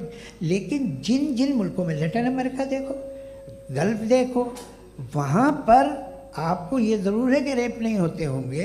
रेप की ज़रूरत क्या है भाई? उसको तो ख़रीद लो, घर में रखो, सड़क पर रेप करने की क्या ज़रूरत है? मगर सुनिए, मगर हकीकत ये है कि वहाँ शख्सी आज़ादी राय देने की, बोलने की नहीं है। जी ये एक आखिरी सवाल मुफ्ती साहब से। हाँ मैम, इनको माइक दीजिए। शुक्रिया। मेरा नाम मनीषा है, मैं हरियाणा से आई हूँ। मैं मुफ्ती साहब से एक बात पूछना चाहती हूँ। आप बार बार जावेद साहब को कॉन्ट्राडिक्ट तो कर रहे हैं कि आपने ये कहा, लेकिन आप भी अजम्पशंस के बेसिस पे बात कर रहे हैं। आपने खुदा के होने का कौन सा प्रूफ पेश किया है, खुदा की एग्जिस्टेंस का? अब इस सवाल को अलग रहने दीजिए, कौन एथीस्ट है कौन नहीं है। और दूसरी बात जो आपने एक छोटी सी कही थी कि ये फ्री विल का इस्तेमाल करता है इंसान अपनी, लेकिन इस फ्री विल का इस्तेमाल में मतलब खुदा ने ये दे दी सबको ये इजाज़त कि वो कितना घिनौनापन और कितने ज़्यादा ख़राब से ख़राब तरीके इस्तेमाल कर सकता है। जवाब सुनते जी। आप फ्री विल को मानती है ना, या आप कहती है कि फ्री विल नहीं है ना? मानती है ना? तो अब आपके पास इसका कोई एक्सप्लेनेशन नहीं है कि अगर एक इंसान उस फ्री विल का इस्तेमाल करके गलत काम कर रहा है और बच के अच्छी ज़िंदगी गुजार के निकल जा रहा है, उसका कोई रिकम्पेंस नहीं है। हमारे वर्ल्ड व्यू में जो इंसान गलत काम कर रहा है उसको भी रिकॉम्पेंस यानी उसका बुरा बदला मिलना है, और जो सही काम कर रहा है उसको सही बदला मिलना है। लिहाजा जो फ्री विल है वो इस तरीके से है कि एक लिमिटेड टाइम तक खुदा ने मोहलत दी है। ऐसा ही नहीं कि छूट दे दी, जो करना है करते रहो हमेशा। वक्त आएगा जब एग्जाम का टाइम खत्म होगा तब रिजल्ट आएगा, दौराने एग्जाम जबरदस्ती आपको नहीं बताया जाएगा। अरे भाई एक सेकंड, जी सवाल मुफ्ती साहब से मेरा, मुफ्ती साहब से एक सवाल, रुक जाइए, आपसे फोन, आप इसके बाद आपसे यहीं रहेंगे वो। हाँ बोलिए। मैं मुफ्ती साहब एक ही सवाल करता हूँ कि अगर जो हो रहा है फ्री विल से हो रहा है और एक दिन बरोज़ क़यामत इंसाफ होगा मैशर में वगैरह वगैरह, तो दुआ क्यों मांगते हैं लोग? दुआ मांगते हैं इसके मतलब है अभी भी उसने ये डिपार्टमेंट रखा है कि मैं रोज़मर्रा की ज़िंदगी में बिल्कुल बिल्कुल ही कैन। तो तुम कैन हो, तुम मुझे नौकरी दिला देते हो, मेरे बेटे को ग्रीन कार्ड दिला देते हो, और 45,000 बच्चे मरते हो उन्हें रोकते नहीं हो। नहीं तो क्या आप ये कह रहे हैं कि इस दुनिया में जालिमों को कभी पकड़ ही नहीं होती है? अरे जो भी पकड़ होगी वो बच्चे रोते हैं। बिल्कुल, देखिए मैंने अपने ओपनिंग स्टेटमेंट में यही कहा था कि जनाब जावेद साहब सिर्फ इमोशनल आर्गुमेंट देंगे। This is an emotional argument. ये छोटे मोटे इसके पीछे का रीजन मैंने बताया क्या है, इसके पीछे का विजडम क्या है मैंने बताया। मंच से आप लोगों को जी नाज़रीन, आपने ये वीडियो मुनाज़ा फरमाई। नाज़रीन यहाँ पे मैं रब्बुल आलमीन का कुरान पढ़ता हूँ। कुरान क्या कह रहे हैं? फरमाया या अय्युहन्नासु अंतुमुल फुक़राउ इलल्लाह वल्लाहु हुवल गनियुल हमीद। फरमाया लोगो आप सारे के सारे फकीर हो, अल्लाह गनी है, अल्लाह बादशाह है। नाज़रीन बंदा अगर अपनी जो अल्लाह ने अकल दी है, ये सोच दी है, इस सोच के साथ सोचे कि जमीन व आसमान को बनाने वाला कौन है? एक अल्लाह ही है। बंदा कम से कम अपनी तरफ ही देखे, अपनी तरफ। अल्लाह रब्बुल आलमीन ने इस इंसान को एक पानी की बूंद से बना दिया, वरना आप मुआशरे के अंदर देखेंगे कि लोहे का बुत तो बन जाता है, मट्टी का बुत भी बन जाता है, प्लास्टिक का बुत भी बन जाता है, लेकिन पानी की बूंद से पूरा इंसान का वजूद खड़ा अगर कर सकता है तो वो है रब्बुल आलमीन की जात। बंदा अपनी तरफ ही देख ले। तो यहाँ पे मैं अगली भी बात करता चलूं, अल्लाह रब्बुल आलमीन की जात। फरमाया यूलिजुल लैला फिन नहारी व यूलिजुन नहारा फिल लैल व सख्खर अश-शम्स वल क़मर कुल्लुन यजरी लि अजलिन मुसम्मन ज़ालिकुमुल्लाहु रब्बुकुम लहुल मुल्क वल्लज़ीना तदऊन मिन दूनिही मा यमलिकून मिन कितमीर। फरमाया कभी रात आ जाती है, कभी दिन। रातों को दिनों के अंदर, दिनों को रातों के अंदर तब्दील करने वाला कौन है? एक अल्लाह। कभी सूरज आ जाता है, बंदा कम से कम इतना जरूर सोचे कि ये आसमान पे दिन को, सूरज को चमकाने वाला कौन है? रात को चांद को चमकाने वाला कौन है?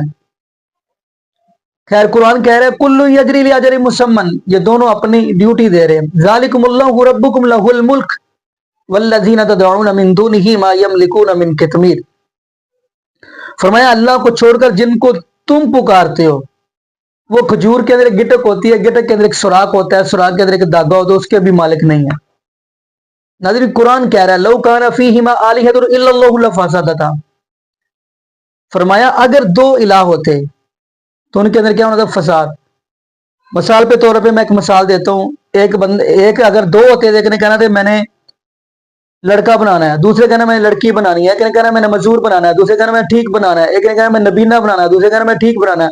दोनों के दरमियान झगड़ा हो जाना था, इंसान ने बनने से रह जाना। पता ये चलता है कि अल्लाह रब्बुल आलमीन की जात है और वो एक ही है, क्योंकि कुरान कह रहा है कुल हु अल्लाहु अहद अल्लाहु समद लम यलिद वलम यूलद वलम यकुल लहू कुफुवन अहद। फरमाया कह दीजिए अल्लाह एक है, अल्लाह बेनियाज है, ना उसको किसी ने जाना, ना वो किसी से जना गया, ना उसको कोई हमसर है, वो अकेला ही है। बाकी नाज़रीन यहाँ पे हम दुआ करते हैं अल्लाह पाक हमें नबी पाक सल्लल्लाहु अलैहि वसल्लम की शरीयत के मुताबिक ज़िंदगी गुजारने की सीख दें, और अल्लाह पाक हमें 5 वक्त का पक्का सच्चा नमाज़ी बनाए, और जितने भी बे औलाद जोड़े हैं अल्लाह पाक सबको नेक नूरीना सेहत तंदुरुस्ती वाली, ईमान वाली, लंबी ज़िंदगी वाली औलाद का फरमा दे। जज़ाकुमुल्लाहु खैरा, अहसन जज़ा। अस्सलामु अलैकुम व रहमतुल्लाहि व बरकातुहू।